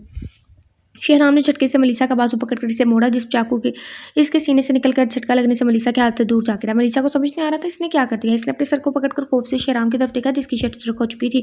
शहराम ने जब मलीसा के चेहरे पर खौफ देखा तो बिजली की तेजी से इसके करीब आया। शहराम, मुझे पता नहीं क्या हो रहा है, मेरी मदद करो प्लीज़, आंखों में खौफ लिए हुए शहराम से बोली जो इसके करीब खड़ा था। शहराम ने आगे बढ़कर मलीसा को थामना चाहा, मगर फिर इसके तासरात बदलकर सपाट हुए और इसने जोर से शहराम को पीछे की तरफ धक्का दिया। शहराम ने खुद को नीचे गिरने से बचाने के लिए बामुश्किल ग्रिल का सहारा लिया। अभी सिर्फ सोच हो रहा था कि इसने मलिका से निशान खत्म करने के साथ का क्यों नहीं पूछा। मलीसा बेबी, सिर्फ मेरी आवाज़ पर गौर करो, खुद को सँभालो, तुम खुद को काबू कर सकती हो। वो मलीसा की तरफ छोटे-छोटे कदम उठाकर जाता हुआ ऐसे बचकाने लगा, मलीसा ये मैं हूँ, शहराम इधर आओ मेरे पास। शहराम मलीसा के आगे अपना हाथ फैलाते हुए बोला तो मलीसा ने मासूमियत से इसके हाथ की तरफ देखा और इसके हाथ को झपट कर इस पर अपने दाँत काट दिए और शहराम का खून पीने लगी। शहराम ने मलीसा के बालों को पकड़कर इसके झटके एक झटके से इसे खुद से दूर किया था। यहाँ क्या हो रहा है? डायरेक्ट जो आवाज़ सुनकर नीचे आया था, शहराम को खून में लिपटा देखकर और मलीसा के बालों को शहराम की पकड़ में लेकर हैरानी और परेशानी से पूछने लगा। मलीसा जो मज़ामत करने लगी थी, इसने चमकती आँखों से डायरेक्ट की तरफ देखते देखते हुए शहराम को खुद से दूर करना चाहा, मगर डायरेक्ट पहले इसके ध्यान में रखने का फ़ायदा उठाकर इसके गले को अपनी गिरफ्त में ले चुका था और इसके गले की मखसूसनेस दबा चुका था। वो झूलती हुई शहराम की बाहों में गिरी। शहराम ने तकलीफ से लबीच कर डायरेक्ट के सवालिया नज़रों को नज़रअंदाज करके मलीसा को अपनी बाहों में उठा और उसके कमरे में ले जाकर बेड पर लेटाकर कमरे को अच्छे से लॉक लगाकर बाहर निकल गया। मैं शिकार करने जा रहा हूँ, जितना मर्ज़ी अंदर से आवाज़ें आएँ, तुम्हें दरवाज़ा खोलने की ज़रूरत नहीं, अभी वो होश में नहीं है। पहले इसने मुझे मारने की कोशिश की है, तुम्हें भी मारने से परहेज़ नहीं करेगी। शहराम डायरेक्ट से बोला। शहराम ये तो बता दो कि वो ऐसा क्यों कर रही है और मुझे डराने की ज़रूरत नहीं है, मैं वैसे भी अपने कमरे में जाकर सोने वाला हूँ। डायरेक्ट ने पहले पूछा और फिर अपने मुँह पर मासूमियत से जाकर बोला। इसका निशान ख़त्म करने के लिए हम मलिका का दिया गया मादा गिराया था, ये इसकी असरात है और अब मैं जा रहा हूँ। शहराम एक हाथ से अपने ज़ख्म को दबाकर खून के बहाव को रोकता हुआ बोला और सीधा जंगल की तरफ चला गया। विच माई को मारने के बाद जंगल से होती हुई यहाँ से दूर जाना चाहती थी ताकि कोई एक्सपेरिमेंटल वैम्पायर माई की मौत की खबर सुनकर इसे मारने ना आ जाए। वो यहाँ से दूर एक आबादी की तरफ जा रही थी जब इसे थोड़ी दूर अजीब सी आवाज़ें सुनाई दी। विच अपनी जगह रुककर इस तरफ जाने लगी जहाँ से आवाज़ें आ रही थी। अचानक इसके नाक के नथनों से माई के साथी वैम्पायर की महक टकराई। वो परेशानी से मुझे मुड़कर जाने लगी कि एक वैम्पायर ने इसकी पहले ही मौजूदगी पहले ही भांप ली थी। इस वैम्पायर ने तेज़ी से आकर विच को गले से दबोचा और ऊँची आवाज़ में सुरख आँखों से घुराया। माई को मार कर भागने की कोशिश करी। विच डायमंड, आई थिंक इसका डीमन नहीं डायमंड। अब इसने आंखें फैलाकर डायमंड को देखते हुए अटकते हुए इसका नाम लिया था। तुम क्या समझती हो? समझी मेरे साथी को मारकर भाग जाओगी तो मैं तुम्हें जाने दूंगा? डायमंड इसके गले पर जोर से दबाव डालकर बोला था। वो अपनी बेटी को इस्तेमाल कर रहा था, इस वजह से मैंने इसे मार दिया। वो अपने गले पर दबाव की वजह से बामुश्किल बोल पाई थी। मुझसे होशियारी करने की कोशिश भी मत करो, मैं अच्छे से जानता था कि तुम दोनों मेरे पीठ पीछे क्या करते फिर रहे थे। तुम दोनों भूल भी कैसे की कि मैं तुम लोगों का सरबराह हूँ? फिर अब तुमने माइक को मेरे मारने से पहले मार दिया, ये अच्छी बात है क्योंकि मुझे वैसे भी इस नकम्मे और मक्कार वैम्पायर की जरूरत नहीं थी। लेकिन अब तुम्हारी बारी, मेरी प्यारी ब्लैक विच। मैं सब कुछ तुम्हें मुआफ़ कर सकता था, मगर मुझसे वफ़ादारी ना निभाने की सूरत सिर्फ़ एक ही सज़ा है और वो है मौत। Diamond so sorry. हमारे ख़राब शेड्यूल की वजह से हमारी सेहत पे बहुत बुरा असर पड़ा है। डायमंड ने घुराते हुए विच से कहा, जो खौफ से डायमंड की सुर्ख आँखों को देख रही थी। विच अपनी छड़ी निकालने की कोशिश करने लगी तो डायमंड ने सख्त मुस्कुराहट के साथ विच का वो हाथ अपने दूसरे हाथ से पकड़कर तोड़ दिया। तुम शायद भूल रही हो विच, मैं भी रॉयल ब्लड हूँ, मुझ पर एक्सपेरिमेंट किए गए हैं। डायमंड की सख्त मुस्कुराहट के साथ सपाट आवाज़ वहाँ इर्द-गिर्द पूरे जंगल में गूंज रही थी। डायमंड ने विच का दूसरा हाथ पकड़कर भी ज़ोर से मोड़कर हाथ तोड़ दिया और विच की पोशाक की जेब से इसकी छड़ी निकाल कर तोड़ी और अपनी जेब से चाकू निकाल कर ज़ोर से इसके पेट में धंस दिया। अगर तुम्हारा खून मज़ेदार होता तो मैं ज़रूर पीता, मगर मैं तुम जैसे मक्कार का खून पीकर अपना मुँह का ज़ायका ख़राब नहीं कर सकता। हम पता है इतने एक्साइटेड है क्योंकि सारा ने हमारी ड्रेस पार्सल कर दी है, अब हमें मिल जाएगी। हाँ, बस अच्छी निकले। वैसे सिलाई की थी तो लाइक ना अच्छी अच्छे से फिट आ जाए हमें। डायमंड ने चाकू उसके पेट से निकालकर उसके बाजू पर चलाते हुए कहा, हर झटके से इसकी गर्दन तोड़ दी। डायमंड ने इसे साइड पर फेंक कर अपनी जेब से माचिस निकालकर विच के जिस्म को आग लगा दी। एक दूसरे को उन्होंने मार दिया, दुश्मन बचे ही नहीं। और इसे चलता देख कर स्पार्ट चेहरे के साथ वहाँ से चला गया, मगर अचानक इसे दूर से गीत सुनाई दिया। वो चलता हुआ अपना चाकू अपनी पोशाक में रखता इस तरफ गया तो वहाँ जंगल के करीबी झोंपड़ी के बाहर एक लड़की बैठी आसमान पर तारे देखकर अपनी मधुर और खूबसूरत आवाज़ में गुनगुना रही थी। डायमंड एक नज़र इस लड़की को देखा जो चेहरे पर मासूमियत से जैसे अपनी दुनिया में मगन थी, मगर डायमंड का मुर्दा दिल एक बार फिर जोर से धड़का गई थी। डायमंड एक बरहम नज़र इस लड़की पर डाली और सर झटक कर बिजली की तेज़ी से वहाँ से चला गया। वो अब दोबारा इस लड़की से कभी नहीं मिलना चाहता था जिसने एक पल को इसका दिल धड़का दिया था, मगर किस्मत से कौन लड़ सकता है। जल्दी वो लड़की इसकी ज़िंदगी में आकर एक तूफान बर्पा करने वाली थी या शायद इसके दिल की दुनिया तहस नहस कर देने वाली थी, मगर ये तो तय था वो दोनों जल्द ही मिलने वाले थे। शहराम ने एक जानवर का शिकार करके खून पी लिया था और वो वापस जा रहा था। जब इस जंगल में थोड़ी दूर किसी की ऊंची आवाज़ सुनाई दी, वो सिर झटक कर आगे बढ़ने लगा, मगर फिर तजस्सुस की वजह से इस तरफ गया तो इसे थोड़े फासले पर डायमंड विच को मार कर जलाता हुआ दिखा। इसने एक अफसोस भरी निगाह डायमंड पर डाली जो इंतहाई सफाक बन गया था। कभी वो इसका सब कुछ हुआ करता था, हर मामले में वो डायमंड से ही मशवरा लेता था, मगर फिर एक दिन सब बदल गया। डायमंड को किंग ने शहराम से दूर कर दिया, जिसकी वजह से इसे शदीद नफरत थी अपने बाप से, जिसने डायमंड को तो सफाक बनाया ही, मगर इसके दिल में खुद के लिए नफरत भी पैदा करवा ली थी। डायमंड से वो एक बार मिलना चाहता था, मगर फिर इससे दोबारा कभी मिलने का सोचकर वो डायमंड को दोबारा दूसरी तरफ जाता देखकर खुद भी अपने घर की तरफ बढ़ गया ताकि मलीसा की हालत देख सके। वो बिजली की तेज़ी से घर पहुंचा और लाउंज में गया तो जो खाली था। इसे वैसे भी मालूम था कि डेरिक यकीनन अपने कमरे में होगा और वह पहले से ही इससे मलीसा के बारे में पूछने गया। डेरिक, शहराम ने डेरिक के कमरे में दाखिल होकर इसे पुकारा। हाँ बोलो। डेरिक जो कोई किताब पढ़ रहा था इसे देखकर किताब साइड पर रखता बोला। मलीसा के कमरे से कोई आवाज़ है? शहराम ने पूछा। नहीं, वो बहुत बहुत खामोशी से वो बेहोश है। डेरिक अपनी आंखें घुमाकर बोला। सारे खामोशी से बेहोश होते हैं? शहराम इसकी बात सुनकर एक घूरी से इसे डालता हुआ अपने कमरे में चला गया ताकि फ्रेश होकर फिर मलीसा से मिले। इसके सारे जख्म तो ठीक हो गए थे, मगर इसके सीने में हल्का सा दर्द था जो 2-3 दिन तक ख़त्म हो जाना था। खंजर मारने से हुआ कुछ नहीं। खंजर को इतनी हाइप क्यों थी फिर? वो अंधेरे जंगल में भागती हुई जा रही थी यहाँ से वहाँ, मगर इस सुनसान और वीरान जंगल में इसे अपना दम घुटता हुआ महसूस हो रहा था। एक जानवर इसके करीब से गुजरा तो इसे अचानक खून की तलब होने लगी। इसने अपनी आंखों को छोटा करके इस जानवर को देखा। भला जबकि इसने जानवर को पकड़कर इसे दबोच कर ढेर कर दिया। इसकी गर्दन को झटके से तोड़ के इसने मुस्कुराते हुए, जानवर यहाँ से खुद पढ़ लें प्लीज़। वो अपने कमरे में थी। इसके ढेरों औजार आई थिंक पड़े हुए थे। मशीनों में जकड़ा गया था। इसे माइक दिखाई दिया जो इसके करीब आ रहा था। इसके हाथ में कोई सिरिंज पकड़ी हुई थी। इसने वो सिरिंज करीब आकर जोर से मलीसा के दिल में चुभो दी। इसकी आंखों के आगे अंधेरा छा गया तो तकलीफ से इसने अपनी आंखें बामुश्किल खोली तो इस वक्त अपनी माँ के पहलू में दुबकी बैठी थी। इसके कान में इसकी माँ के चीखने की आवाज़ें गूंज रही थी। तुम जानवर, तुम्हें ज़रा एहसास नहीं कि तुम एक छोटी और मासूम बच्चे के साथ ये सब कर रहे हो? तुमने किसी ऐसे टॉर्चर करने की कोशिश की? यहाँ से कैसे? आई थिंक इसे टॉर्चर करने की कोशिश की। यहाँ से फ़ौरन दफ़ा हो जाओ, इससे पहले कि मैं तुम्हें इस चाकू से मार दूँ। मलीसा को अपनी माँ की आवाज़ सुनाई दे रही थी, जबकि अपनी आँख खुली आंखों से इसने अपनी माँ के हाथ में एक चमकता हुआ चाकू देखा जिसका रुख माँ की तरफ था। इसकी आंखों के आगे अंधेरा आया। अब वो अपने कमरे में थी। इसके करीब एक औरत बैठ मुस्कुरा कर इसके बालों में हाथ फेरते हुए अपनी छोटी सी छड़ी से इसके कंधे पर कुछ कर रही थी। वो एक निशान बना रही थी जिसे जैसे मलीसा हमेशा ही समझती थी कि इसने ये टैटू बनवाया है। वो चीख मार कर उठी थी। अब हमने सांस ली है क्योंकि नया फिक्रा था, तो प्लीज़ हमारी सांस पे पाबंदी ना लगाएं। इसका सारा जिस्म पसीने में भीगा हुआ था। इसे अपनी मासी की सारी यादें याद आ गई थी। मलीसा गहरे गहरे सांस ले रही थी जब शहराम बिना शर्त के धड़ाम से दरवाज़ा खोलकर अंदर दाखिल हुआ और मलीसा को गहरे गहरे सांस लेते देखकर इसके करीब आया था। शहराम, मुझे सब याद आ गया है। वो मुझे टॉर्चर किया गया था, वो भी कई दफ़ा। वो शख्स मुझ झूठा है। मैंने इसके कहने पर तुम्हें मारा। अचानक मैं इससे बोलती हुई दूर हुई। इसे याद है किसने शहराम के चाकू मारा था। हल्का सा निशान शहराम के सीने पर उभरा हुआ था। सॉरी, तो तुम्हें पता नहीं कितनी तकलीफ़ हुई होगी।